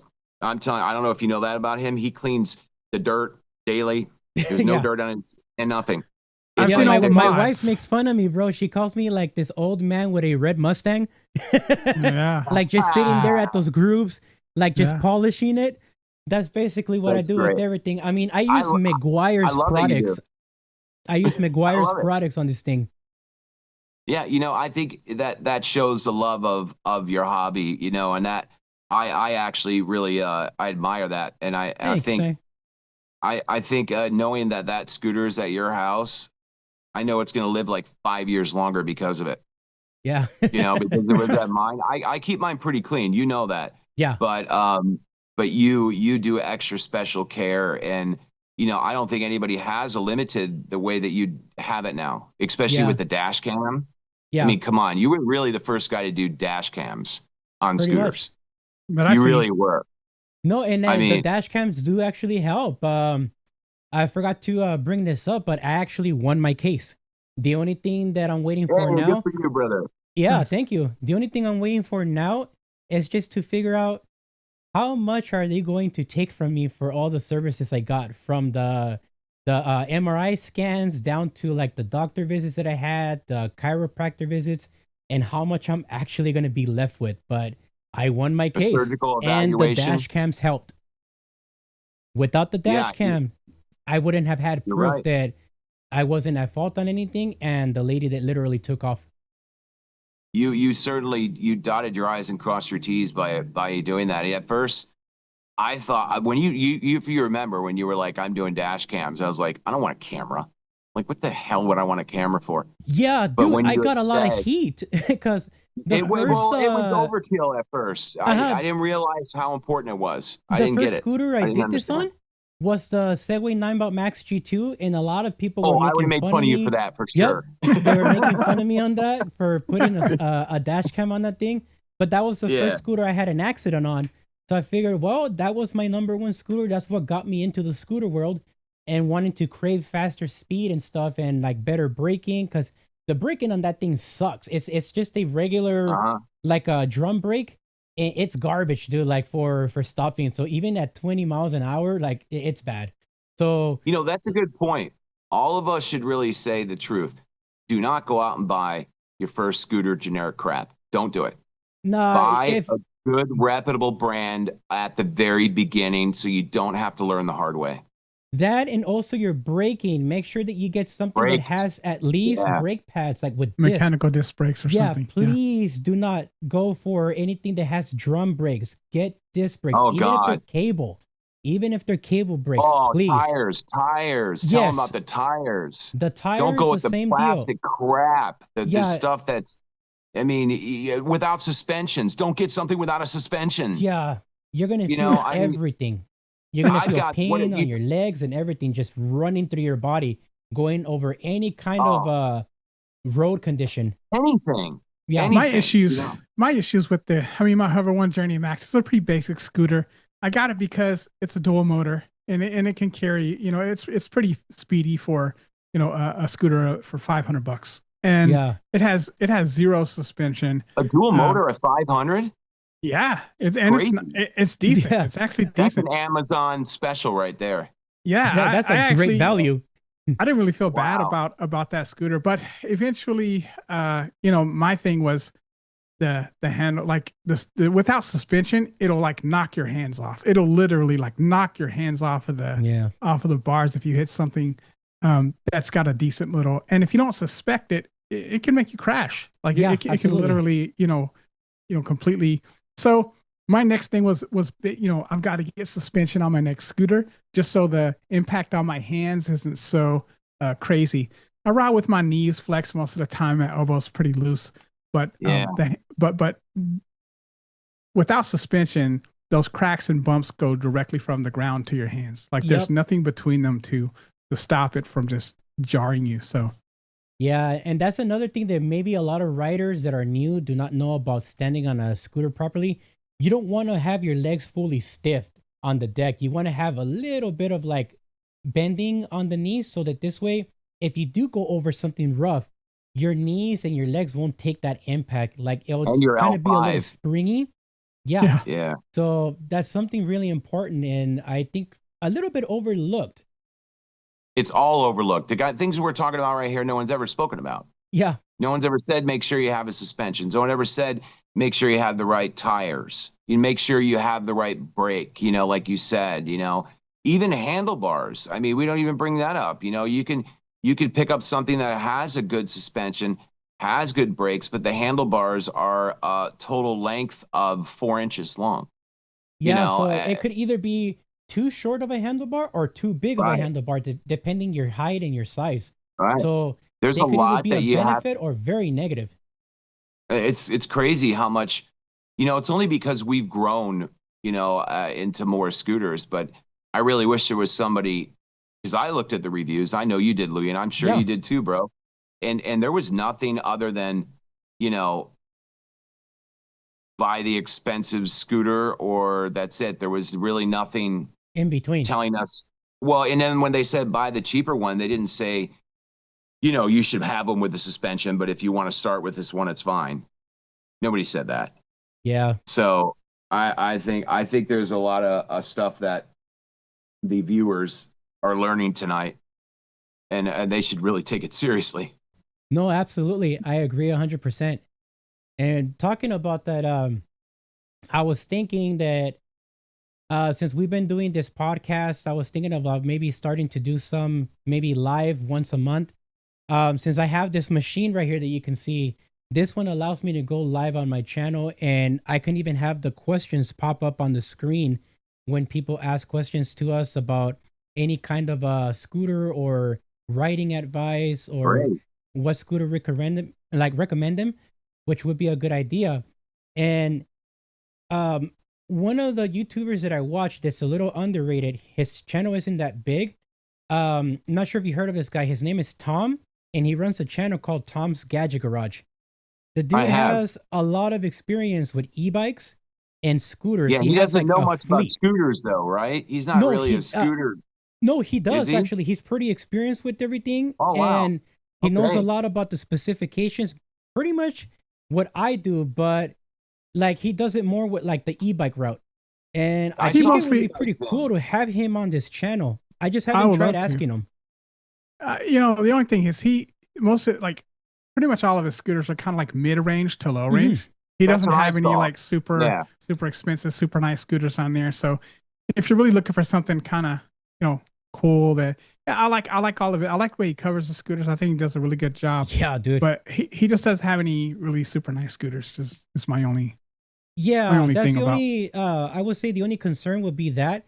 But in reality, I think that most consumers will probably buy something in that level based on their like affordability. Not that many people are as crazy as us buying like 2,000 plus scooters like in money. Yeah. So like in my scooter shed, I own 8 scooters, and that's not including the Dualtron, but the ones that I bought, and I probably spent maybe close to 28,000 in the course of 2 years. For all and that's including parts and you know, we spend a lot more money, honestly, at the end of the day on the tools we use and all the equipment. You know, the scooter ends up being the cheapest part. Yeah, technically speaking. So the way it works for me, I've had to replace my tools a couple of times because I wear them out from working on the scooters all the time. And it's not just my own. I've had like fellow viewers that get in contact with me through email, and they ask if they can bring their scooter here so I can actually fix it for them. And they come over my house, and since I have all my tools here, I'm able to fix it for them and get them out the door. So my tools were out like prematurely. Wow. Yeah. That's quite a, you know, you are pretty good. You're pretty handy. You know, I'll give you that, man. You take your time with your modifications or repairs. A lot of us, like myself, don't have the patience for it, you know, which hats off to you there, bro. Thanks, man. I appreciate it. I just try to make sure that I do a good job so it gets done right the first time, and you won't have to look at that scooter again until like later on time when it wears down more. That would be nice.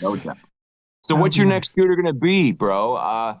You know, we know what Louis wants. What do you want? Electric scooter guy, what's up? Tell us what your possible next scooter. You know, I'm looking at so many scooters, man. I don't even know. I'm actually looking at e-bikes too. I don't know which way I'm going to go. It's time for you, man. You only got one good scooter now. You got to jump up. I do.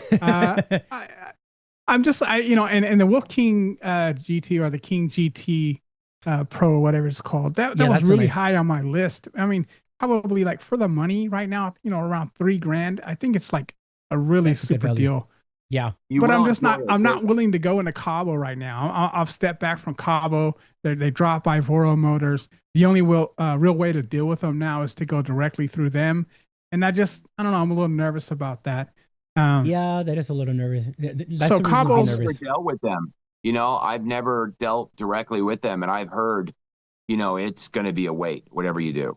You know, it's straight out of China. So, but you know, we do that with the InMotion though. So I Yeah, don't know if there InMotion would is the be a same risk. thing. And that's You know another what one I'm that I like too. I like the RS, but I'm just not willing to take that chance right I'm now. I going to know tell that, you you know, this, there's so man. many little. This Lang feet, me and Louis have been talking about their H2 and their H1s because I'm telling you Yeah. right now, the build quality on this thing is unreal. It's kind of like how everybody talks about the Mars, which is a great. You were talking about that last time, actually, Scooter. You were talking about the Mars, Yeah, weren't the you? XTR. Yeah. I think you have a very strong similarity there between their quality control between these two companies. In fact, it's really done well. This GT2, it is. So What does it I would run? say that there's an H1 and an H2 that they make of this, and Louis, they're really well priced, right? Yeah, they are. They're like, I think, priced under, I think, 35 for the H2, and the H2 has more power. I think it is a Yeah, but not a 72 volt lot. 40 amp hour battery, but it's Right. really priced very well, and the design Dual looks pretty stem, legit. dual Nice. stem. You Hmm. know, I mean, it's I would honestly, I think they just haven't really focused on the American market, you know, judging the fact that I got the first road one ever made in America, you know, but I think this is going to be more word of mouth for growth, just like the Mars kind of, because the Mars isn't really well marketed at all, you Yeah, in know. fact, I've been meaning to pay Rogue Scooters a visit because he's Alejandro, which he's like the co-founder of it. He has Right. them at his store. And it would be a good idea to go over there and maybe test ride one of them. I'm positive he will let me because we're part of the same freaking group, right, from Glendale PEV. Yeah, because So he rides the Valkyrie, I think yes, he he calls does. it. Yeah, with the waifu anime decal on the floor. Yeah, he does. He But has it fully decked out I too think with Scooter JBL guy, speakers. oh yeah, he has, and I can't find a way to do that setup because I'm not actually. Wait, I do know, and I'm not going to do it because you have to hardwire it in, and you know I'll explode my scooter, so I'm not doing that. Yeah, I mean, if I, you were here, I would help you put it together. But oh, you would do it yeah, it's all because I'm not messing with electricity, buddy. I'm not doing. Yeah, that's where I draw the line. Right when you get into voltage, that's where molecricket leaves the room. So you know, I don't want to short something out. I would devastate me too easily Oh there yeah, to do dude. I that. don't know. For some reason, working on scooters and anything electrical on them, it just feels so natural to me, man. So like, I don't have any fear of like having something I catch know on you fire. don't. You Yeah, were the first one to put the Wolf King's the lights on headlight. Yeah, the on the headlights RS. on the RS. Yeah, And and you then know, I he's had a sending couple people that blew out their Central controllers, yeah, I but it remember was that. because they chose to go against what I was doing. So a lot of them complained about opening up the headlight and properly soldering the wires.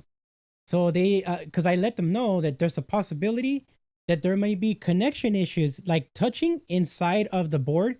So it's better to just remove those cables and like install the actual cable from the original RS headlight into the cobble light. But a lot of people complain. Like if you look That at was a that lot of work, video, dude. yeah, in That the wasn't a comments. little bit of work you did. It was so much. I couldn't even watch it all. I mean, it's like you're like, oh, it's just this and that. I'm like, it's like 2 hours, man. I'm just gonna get the lights and put it on top of my bars. Yeah, You it's know, because I wanted to make sure I did a good job on the well, I connection know so you I did it wouldn't blow right, out the but controller. The but the that's what electricity stuff is like. You know, it's yeah, not a one. You think it's a 1, 2, 3, but the average user gives up the moment they see it's lasting more than 10 minutes. You know what I mean? yeah. So, like, hey, you can even say you've had some electrical moments. Why don't we talk about your rear deck lights that you Yeah, did I on the RS? actually Huh? What that happened to was your the first controller time I there, fried my buddy? controller. The Oh, No, and yeah. I mentioned it. It was the first time I fried it because I got some advice from InMotion, and I asked them, "Hey, would I be able to use that ambient lighting plug that you guys are like have on the deck? What can I put on it?" And it's like, "Oh yeah, sure, you can use it in like their off, English type of accent." And they were Yeah. telling me about, yeah, you can wire something up at 12 volts up to 12 watts or something like that of current. So I understand all of that terminology, and I was like, okay, so that's about 6 to maybe 9 amps, give or take. So, all right, cool. Let me go ahead and see what I can do. So I tried to put the red LED lights, and within 3 days, the controller fried. And the reason why is because that connection that you have, when you turn on the scooter, it gets full power. So it doesn't turn off with like the off and on switch of the headlight. That's a lot of power. Yes. So for it to be consistently drawing out 12 volts at 9 amps or 6 amps, that's a lot of power for it to like draw out. So that's why it ended up burning out. So I got that 209 code when I was coming back from the gym. I was like, oh crap. So it kept like going off and on here and there where it'll go back to normal. And then the rear motor was working again. And then all of a sudden it would come back. And I remember all that too. Yeah. I made it You home. would send all these pictures, man, about how great it looked. and then like an hour later, you're like, don't do it. Don't do it. So the only thing that saved me, man, from being able to get a replacement sine wave controller under warranty, which trust me, I got some heat from random people on the YouTube comments for this, but telling me it was my fault, which technically it was, but it was the email trail that I had from InMotion telling me, yes, go ahead and do it. It's safe. You were the guinea pig. You were the guinea pig. Yeah. That's another thing that's another thing I find interesting is that, you know, these scooter companies, and I know there's not a lot of support around for these scooters, but, you know, they send these scooters out under warranty and then they tell you to work on them yourself. You know, most places wouldn't cover that warranty once you crack it open on your own. But this is kind of like the landscape that they're trying to, you know, maneuver through. Well said. That's true. Absolutely. You have to. Nobody knows that. That's great. You said that. That's something no one's ever covered before. The user is responsible for the repairs. Mm-hmm. Yes, but they give you the free stuff to do it. Yeah, they'll cover you. And videos. And they'll give you a video. And a video to watch. No. A video with cheesy music in the background. It's like club music, you know? It's and you know, that's a great topic you say, because like I'm probably not as advanced as you both are, you know, but I was able to do things no one could do at the beginning, but it didn't mean that it wasn't painstaking for me, because when I went through those videos, you know, it was like, are you kidding me? I've got to crack the deck open. I'm not the guy to crack a deck open, you know, and, you know, so yeah, I'm one of those users that can say that, yeah, it was intimidating at first, but there is an addiction now to repairing it yourself a little bit. I never thought that was going to come in at all. We all kind of want to repair it now. Isn't that weird? Yeah. I mean, it's cool because once you finally get the courage to do the work yourself, you get used to it and you start getting more confident in repairing your own scooters. This is why on the RS, I feel 100% comfortable working on that thing, because I replaced everything in that thing except the body. Except the body. That's the only thing I haven't replaced. But sine wave controllers, the central controller, which is technically like the computer of a car that that works, has everything the ECU, like the ECU. Yep, there you go. So like the motors, the only thing I haven't had to do on that thing in reality, it's just the frame. That's the only thing I haven't had to replace. But electrical issues, like I have special tools, like high-powered multimeters and things like that I use for this stuff with cables and all kinds of stuff. That's the part where it goes into thousands of dollars after we buy the machines. Yeah, this is where you have to start investing on your tools. I have a drawer here full of different tools to work with the electrical components. Scooter guy, it sounds like you're pretty good with your hands there, Scooter guy. Is that right to assess? Especially the brakes. Yeah, I'll say I came in with the expectation that I was going to have to learn, how to work on them, and I am the type of person, if something goes wrong, I'll crack it open, just to see what's going on, and so, that's just how I operate, and so usually I'm voiding every warranty, that's all I know, because I'll void all the warranties, and I'll see if I can fix it. The same way with computers or whatever else, and I'm decent with electronics. But I can't open the deck on the Klima. It's sealed. I mean, I guess I theoretically could, but it's not just a simple remove some screws and open it up.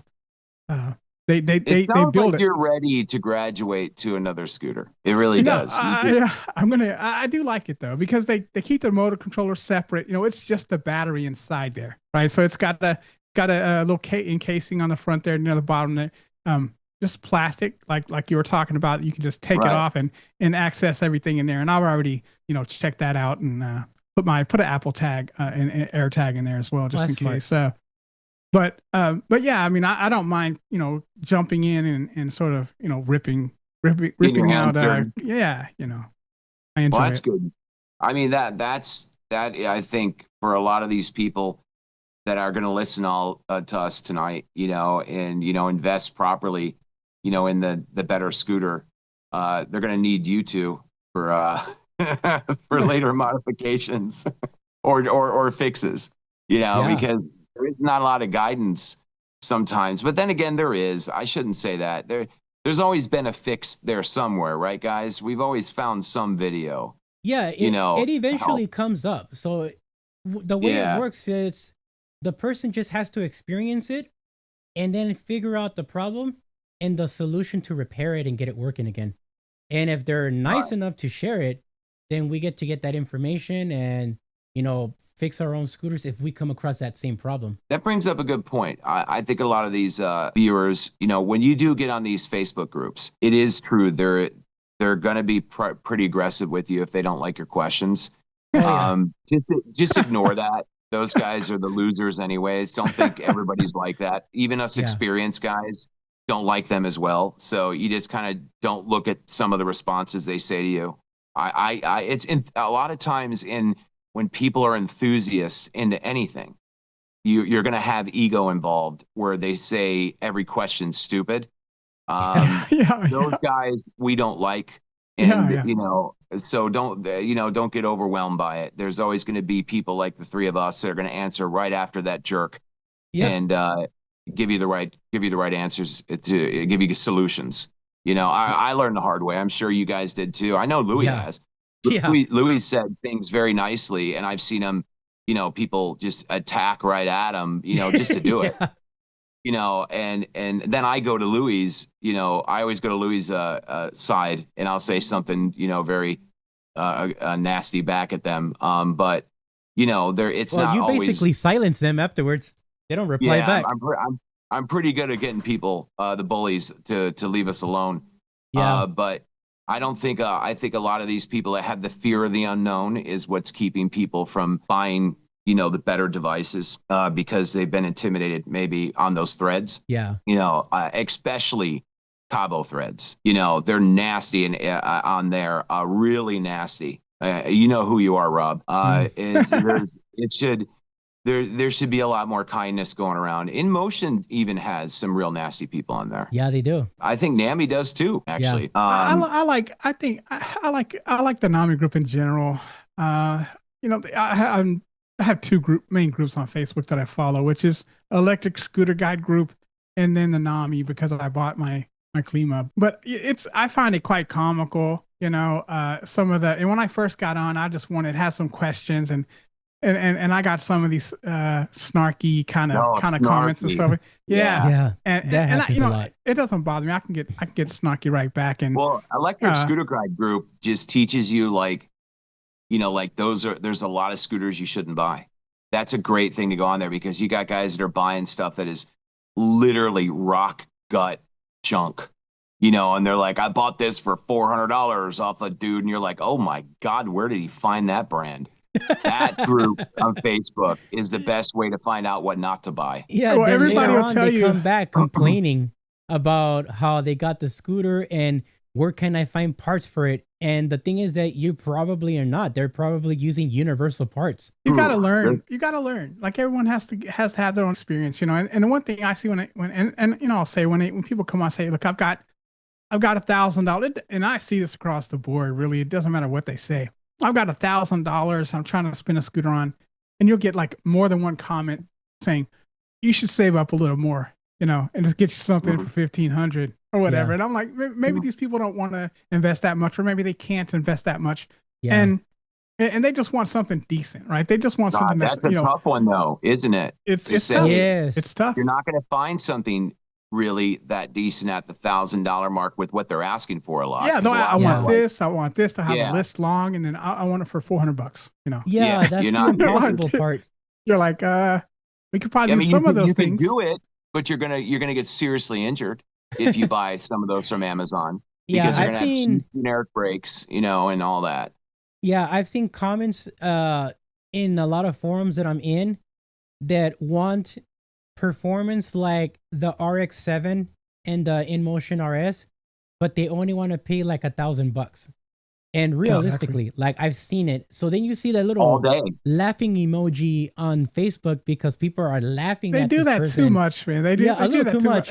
Yeah, I thought it, like, once again, I find it funny. When I first joined the electric scooter guy group, I noticed like some of these people were asking serious questions. Like they and I know that, you know, to a more experienced scooter owner, they think it's funny, but they shouldn't do a laugh emoji. No, I gotta tell you, I'm guilty of going on that thread and laughing. I am, because it is that thread where people like have never owned a scooter somehow find electric scooter guide to say, you know, I want scooter 40 and I want $20 to spend. You know, and I'm like, oh, here we go.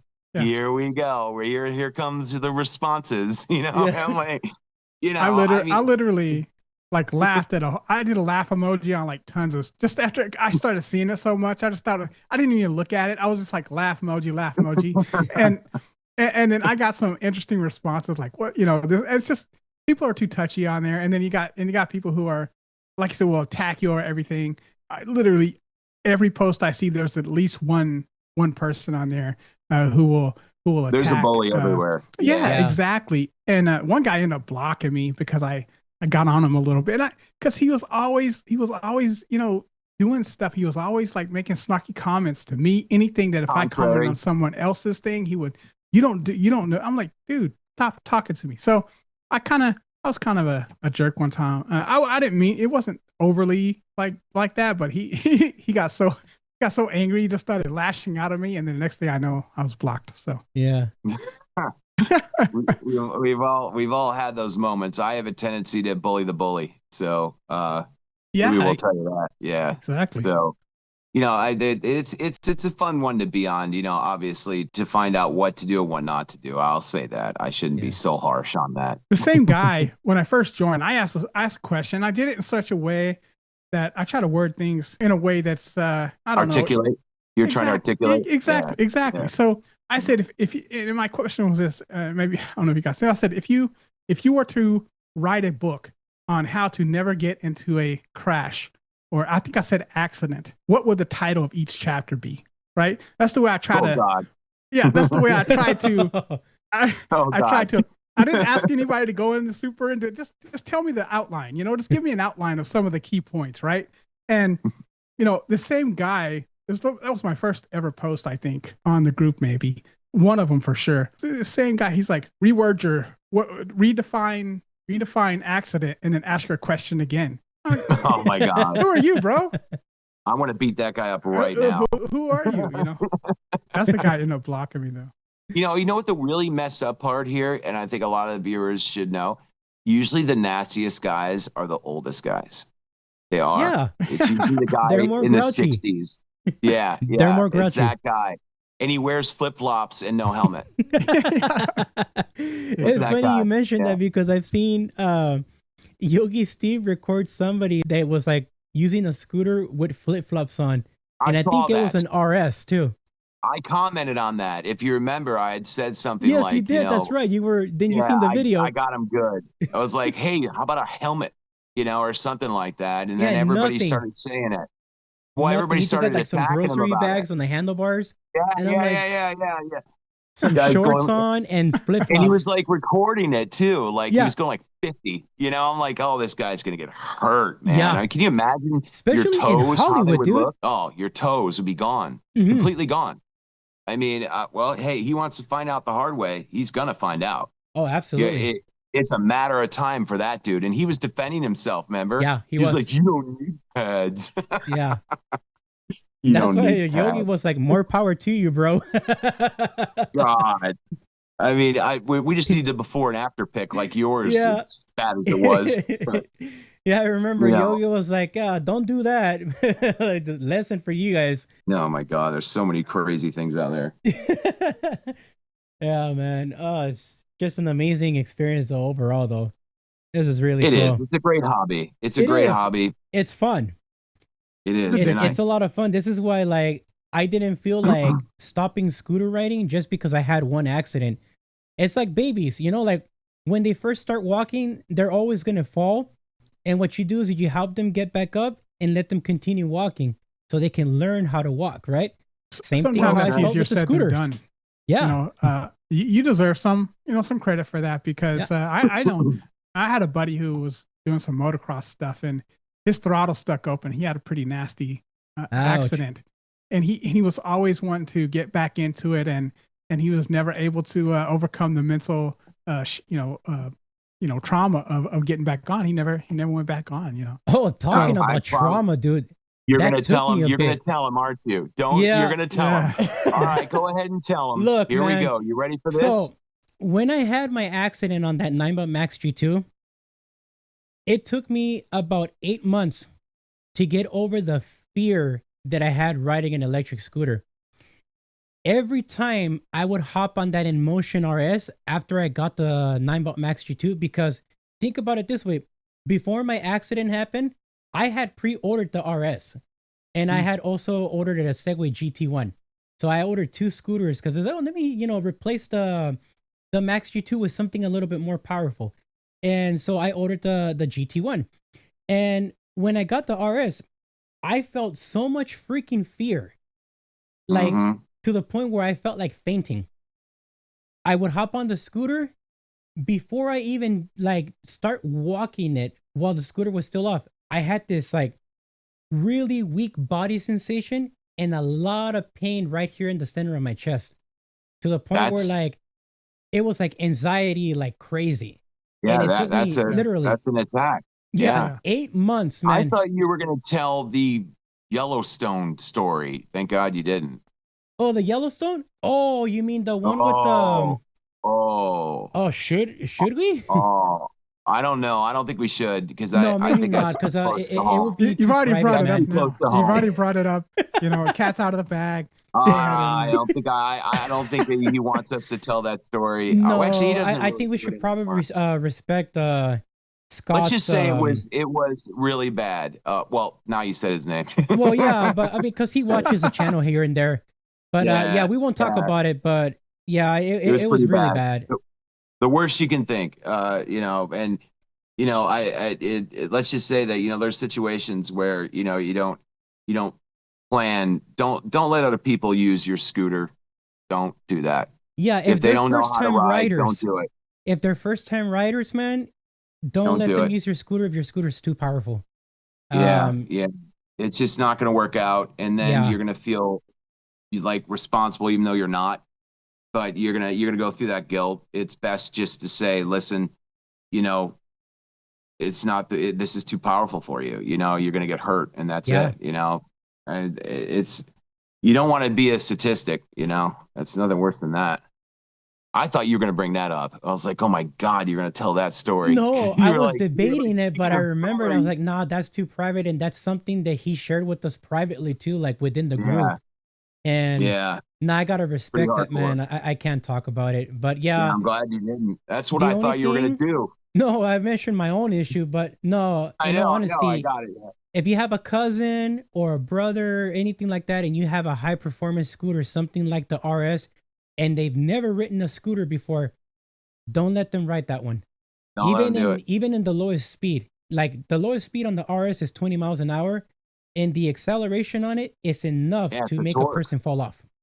It's that torque every time. Even everybody loves the sine wave controllers. We all love them. Yes. But they still have a lot of torque. It just means that you can gradually increase to hurt yourself rather than right away off of a square wave. Yeah. If you're not experienced, you don't know how to do that, right? You don't have You're going balls to the wall. Mm-hmm. Yeah. I'm glad we're all on the same page there, and I hope these viewers take that seriously, especially if you've had some booze in you.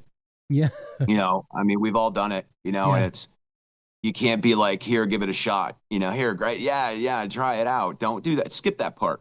Yeah. Say, you know, only I can be stupid, not you two. You know, you don't want to involve people in that scenarios like that. Oh, yeah, absolutely, man. I'm glad we That did is this, crazy. man. No, same here, man. So it's already, what time is it with you? Because right now with me is 4:40 p.m. right now. Yeah, I'm It 2 hours is ahead. 7:40 for us. So you're what are you 6:40 Pacific time? Yeah, 6:40. Central. Yeah. He's going to New Orleans, bro. He's going to go to the football game. Oh, That'd be sweet. That's pretty tight, right? When you leave tonight, you going to the game tomorrow morning? It's only $65,000 for your ticket. Oh, good Lord. Yeah. Jesus. That's a lot that of was money. good stuff, man. We really covered it all, didn't we? We covered all the what else did we say we were going to cover? We said helmet, pads. We talked about safety gear in general, which was the helmets, the pads, the nighttime riding type gear that you can wear. Mainly anything reflective or having lights on in the upper part of your body, like the helmet specifically, just so people can see you. And then we also mentioned about proper standing on the scooter. Oh, stance. Yeah. Everyone's different. Every scooter is a difference. Every body type is different. For example, what works for me as a bigger guy, let's say you're the same size as me, it may not work for you on the scooter you have. But it's just you got to figure it out. Yeah, something that will make you feel comfortable and make sure that doesn't allow you to get speed wobbles, because just about any scooter can get it. It just with like steering motorcycles.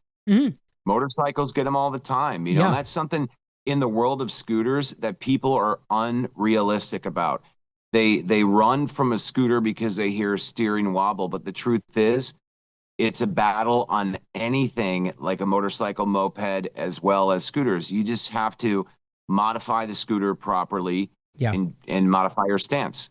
And that's it. If you don't want any scooter wobble at all, well, I don't know what to tell you. I mean, right? I mean, there's going to be something you have to control on every scooter, right? I mean, a NAMI, that comes with a damper, doesn't it? Not mine. You can add one to it, the larger one. Yeah, you can. I don't think it's really necessary on the Klima. Yeah, the Blast, the Bernies, both the Bernies, they come with them. Do. The Bernies are powerful machines. If you can add a damper, and the guys tell you you don't need it. If you have the option to add it. Always add a damper, I say. You know, because I don't know. You know, when you're dealing with things that go 60, 55, 70 mile an hour, there's you having that backup, especially when you have loose grip when you're riding. Yeah. It's never about, okay, the scooter rides fine without it. It's about when you get lazy. It's about when that day that you're screwing around with skipping songs on your cell phone. The damper helps you in those moments. Yeah, especially at higher speeds. Right. But if you're messing with 40. Right. I mean, you and I both we're trying to defeat the solar EQ right now. That's right. We've been working on some mods right now off camera, and we're still trying to figure things out, because my little dude is 13 and he's barely like 70 pounds. He's 4 feet 11. Right. So he's a really slim kid, and he experienced speed wobbles like at about 32 miles an hour. Yeah, it's about 32, 33. Yeah. Around that's the best price scooter there is for somebody that is a beginner by far. That is the one to grab. Actually, Scooter Guy, that might be a good one even for you to jump up into, because that goes 42, 43 miles an hour. Yeah, that one, and also the one that I have right now, which is the Emu Max Cruiser Fun, V2. baby. Yeah, because Cruiser V2, that new Max Fun too. Oh, the Max Fun, yeah. I've heard of that one. That's cool. I don't really care for the personal. It's my personal. I don't care for the adjustable stems. I don't care for it. I think it makes it a bit weaker. Like on I know the Hover One Journey Max is kind of a tank. It's it's just a hefty kind of thing, but it's got a its stem is this big, and it's just one solid stem.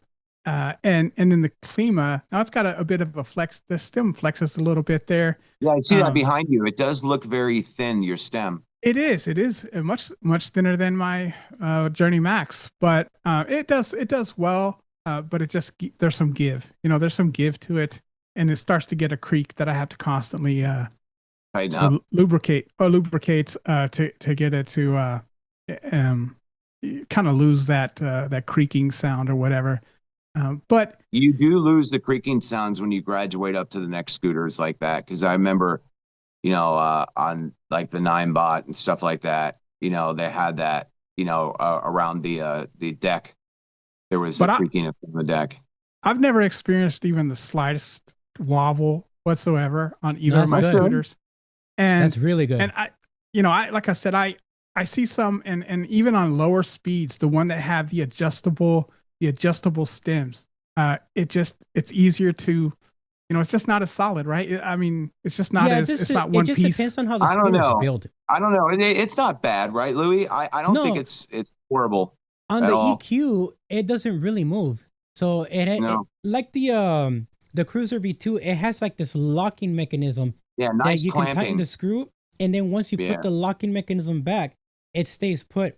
And on the EQ, it has an extra. When you look at it from afar like he is, I get it. But like what Louis and I are saying, it is actually really stable. It fools you into thinking it's not going to be stable, but it certainly is.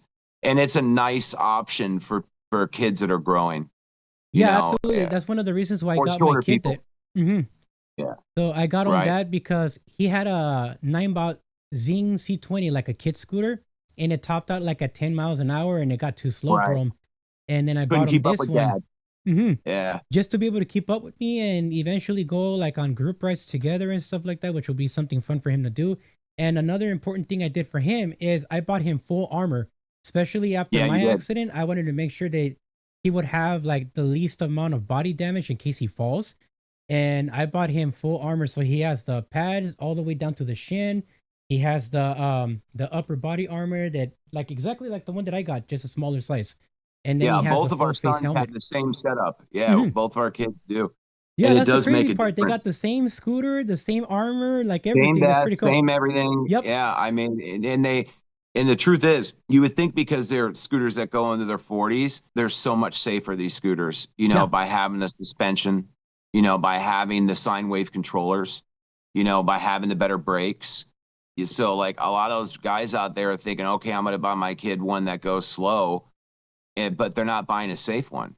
No, especially because with the cheapy brakes, like this one has nut hydraulic brakes. Nut brakes. That's yeah. I mean, Louis fell at 15 miles an hour, so there goes the theory that you should buy some cheap little one that's slow, crappy brakes. Yeah.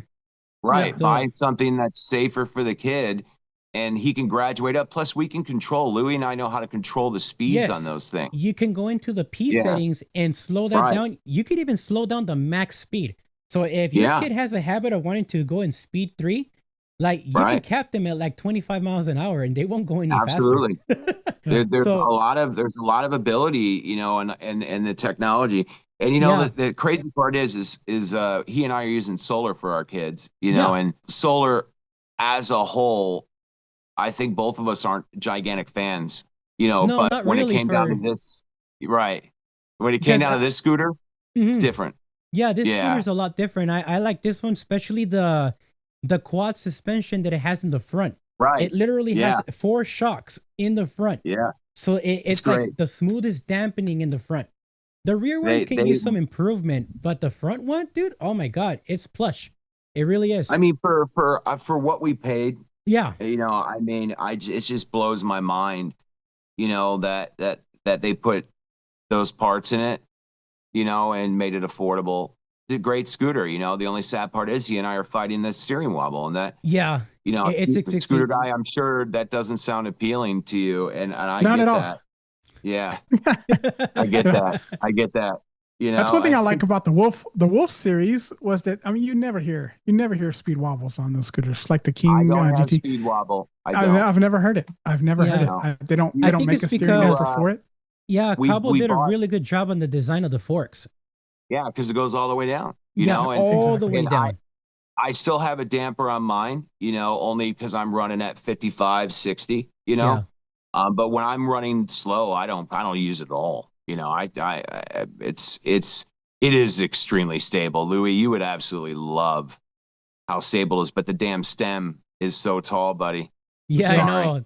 So, that's I'm the sorry. problem I was having with the Daytona too. I think that's one of the reasons why I got speed wobbles at like almost 35-ish. And Keezy E Wheels also tested it out, but he's taller and he didn't experience any speed wobble at that speed. But I guess it's because of our height difference. I thought he did. It looked like he did, but he says he didn't.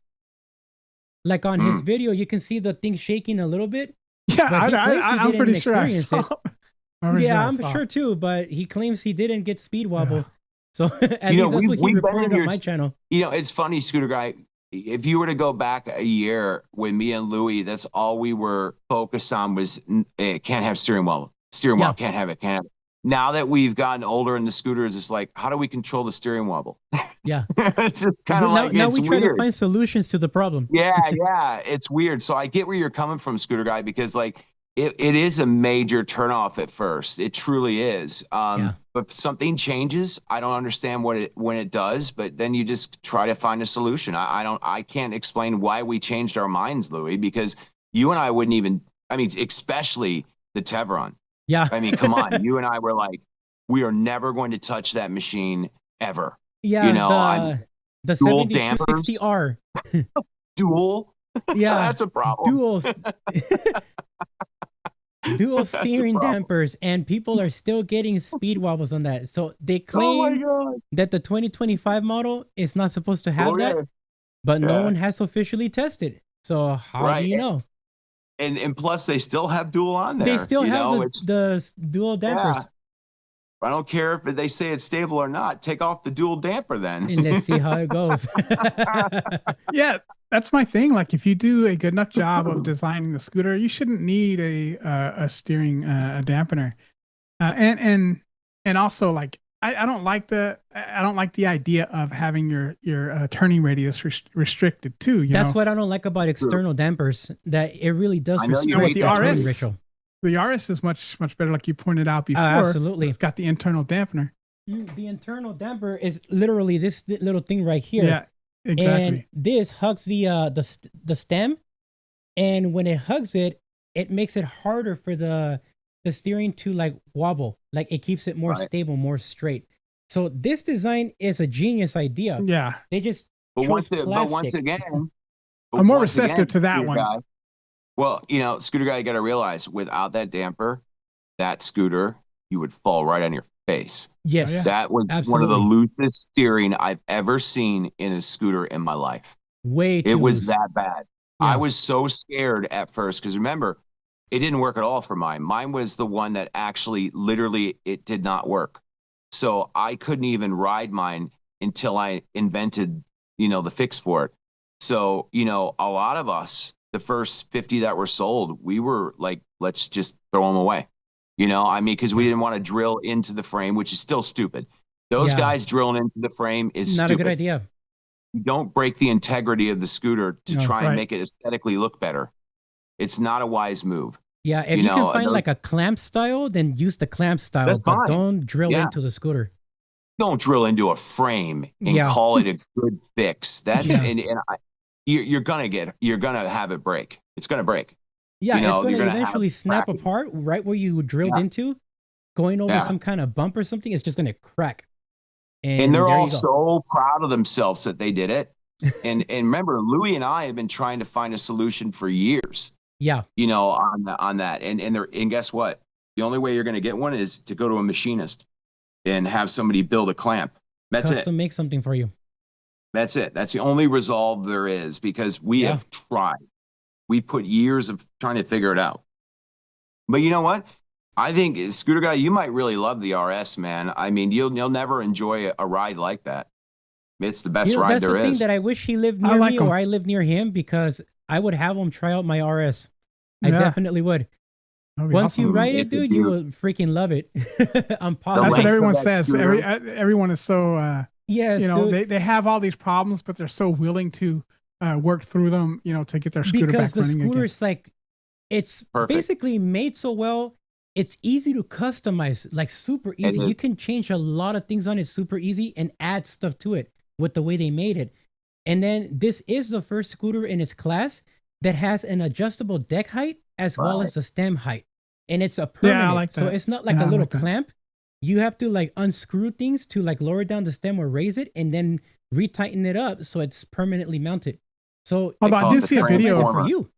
I did see a video of a guy that was having trouble getting the deck raised on his RS. It's not easy. The holes weren't.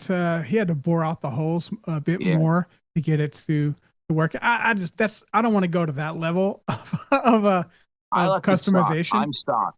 I actually did. I did the deck height adjustment on mine, so mine is set on level 3. And then you are last week, I actually did the RS for that guy Andre. So he came over my house, and I adjusted his hand. Well, not the handlebar height because it was already at the highest setting, but the deck height. So I did a minor adjustments on his scooter for him, but I did the deck height, and he tripped out because he originally wanted to have me try to do this for him at the group ride. And I'm like, no, dude, you got to come over to my house because we need like get tools. Off the ground. Yeah, we need to lift it off the ground. We need tools to be able to do it. And I ended up having to use a heat gun to be able to loosen the screws just to get it off I wouldn't strip anything. So it took a little bit, but I was able to adjust the height for him as well. So after the height adjustment, I adjusted the brakes. So this way his brake levers weren't too high up and hurting his wrist. So they were like more downward so that it can feel more comfortable in his hands. I adjusted the buttons that has the headlight, the turn signals and horn, and then also the not the twist throttle because he already had that already on there, but like the display and then also the handlebar area, like just a little bit tilted. And he's good to go. So he's supposed to come later today for a group ride. So I got a group ride in about an hour and a half. So yeah, it's pretty interesting, but I was able to adjust his, but it wasn't easy. You do definitely need some patience. It's not easy. And you do need the tools, and like a good set of Allen keys too. You can't use cheap stuff because you'll definitely strip the screws. Yeah, you'll strip them, and it's not a scooter to strip anything on. No. Yeah, you pay dearly for that mistake, and that's a good thing to mention that you said is people should remember you should absolutely adjust your power buttons and your horn buttons and everything to your liking before you actually start using your scooters that are nicer scooters, of course. Because if you don't, you could crash. Something bad could happen, especially either if you have your hands can get numb from just riding and having the like it did with you on video with me. Remember the Dualtron? You adjusted me on the fly. We did it on the mountain. Yeah, or you may have it too close to your thumb throttle, your finger throttle to the brake lever, and you could accidentally hit one over the other and get a whiskey throttle out of it. Yep. So, if you need to adjust these things, that's what I mean by possibly having an accident. If it's too close to your safety feature, your acceleration, you could absolutely press the wrong, thumb throttle or finger throttle or twist. No, twist is fine. Yeah. But finger throttle or thumb throttle, if it's near the brake lever. That's good. I never really thought about that. Something else to remember is that most scooters are going to require 2 sets of each tool. So like, for example, on the RS, when it comes to most of the stuff on the scooter, you need double of each of the same size number of the hex key. So it's always a good idea to get something like this and double it. So have double the tools so you have everything ready. So you don't think you can just buy one of these and thinking that this is the only thing you're going to need. You need double. Why? Mainly for like the RS, like when you adjust the deck height or you have to like let's say work on a sine wave controller for the rear, you have to remove the control arm or basically the swing arm. It requires the 2 hex keys on the same size for each side. Okay. So you can be able to loosen it up. So if you only have one, you're just going to be spinning the screw out of control and it's never going to loosen up on you. Gotcha. I have lots of them. I have so many sets of Allens. They sent me one and I already have, one in another set and I have some. So I have them all over the place, but really, one good set and then what they sent me. So I assume that's decent quality what they sent. But yeah, I haven't got to do anything, have anything super complicated. So if I had to do something that required, well, I think you said like some kind of heat gun or something like that. Yeah, I don't have anything. I don't have anything to that level. You know, if it doesn't come off with a good wrench or socket or something like that, I mean, I'll destroy it trying to. Oh, that's when they're using the white thread lock on it. You got to heat it off. You know, there's a lot of that going on with that. And plus, you need a multi-tool in your bag when you're riding. Yeah. You know, but people don't do that very often. You can buy, I think on Amazon, I think Voro actually sells them on Amazon for like $5.99. Or there's like a pack of 3 for like $15 on Amazon for Voro. I don't know if you saw that. They're multi-tool. Yeah. And they have a good one. They have a good multi-tool. So I always have one in every single scooter bag separate from each other so I don't have to remember to put it in the next one, you know? Yeah, that's a really smart thing to do. Yeah. A lot of people make that mistake. You know, you've been stuck on this. I mean, I didn't have the tool when you adjusted my finger throttle. Yeah, you that's the reason why I always carry them in here, because I help people within the group ride community, and it doesn't matter which group ride I go with. Someone always says, man, does anybody have this tool? I need help. This got stuck and I need to, loosen it up and readjust it or something. And I'm always here to the rescue with this bag with all the tools that are in it. It's a little heavy because of what I carry. That's overkill, what he's got. But if you, if you guys, the people out there that are new, just get a small multi-tool, put it in your front scooter bag, because you can have a loose brake. Yeah, what you can do also is maybe just carry the Allen keys that your scooter uses. You don't have to take everything. I carry them. I carry Allen keys. I carry wrenches. I carry a pocket knife.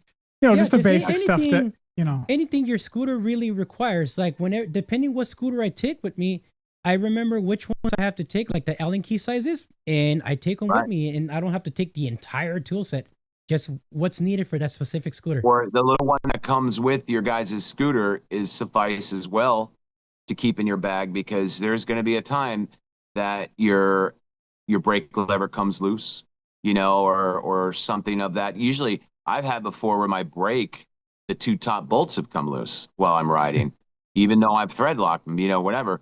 But if I didn't have that tool, I wouldn't have made it home. You just reminded me right now of Edson with his exploding front caliper on his RS. Yeah. I don't know how he managed to do that. Because he's never tightened them in the history of owning the scooter. You gotta love that kid. Sorry, Edson. We don't mean to make fun of you, bro. We love you, buddy. We love you. We love you, bro. We really do. Rider. Edson, you're the purest rider there is. We love you. Yes, there is. He's our youngest rider too. He's 20. So we have to watch out over him. Make sure that he's well taken care of, and we protect him, man, when we go riding together. That's right. And he makes us feel young again when we're riding. Yes, he does. He doesn't see us old, man. Like we're in our 40s, and he doesn't see us like that, man. He treats us like just his regular friends. Traffic. Mm-hmm. Yeah, I mean, I did a 5-hour ride with him. I couldn't move 48 hours later. I was like I was a kid again with him. It was great. Yeah, he's fun. He's a fun kid. Yeah. Oh man, well this was fun, man. I think we should probably start wrapping things up. I think we did a really good job here with the stream today. So far on my recording, I have 2 hours and 47 minutes. So that's it's been almost stream. 3 hours, right? Yeah, it's been close to 3 hours. Yeah, it's a good one. But see, that's the cool part about paying for that Zoom Pro thing. That's been nice. Dude, it's been nice. We didn't have to worry about cutting anything. Scoot. Yeah, you're cool you guy, too. You too. I'm yeah, we should do glad this again, man. Jump on again. It's been nice having you on here as well. Yeah, and it kind of keeps it going real nice. Yeah, that's absolutely awesome. Again.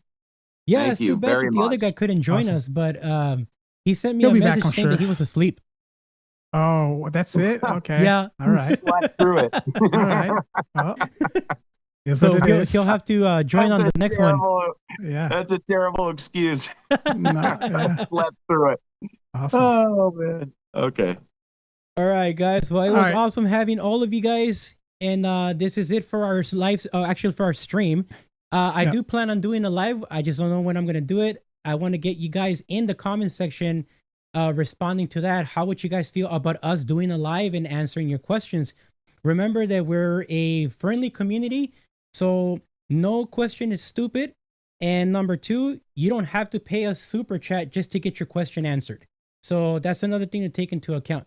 So let us know what you guys think. And get back to us, and we'll get back to you on this, and we'll see how we do things.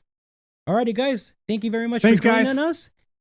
Hey, goodbye, everybody. We'll see you soon. See you then, man. Bye. Bye-bye.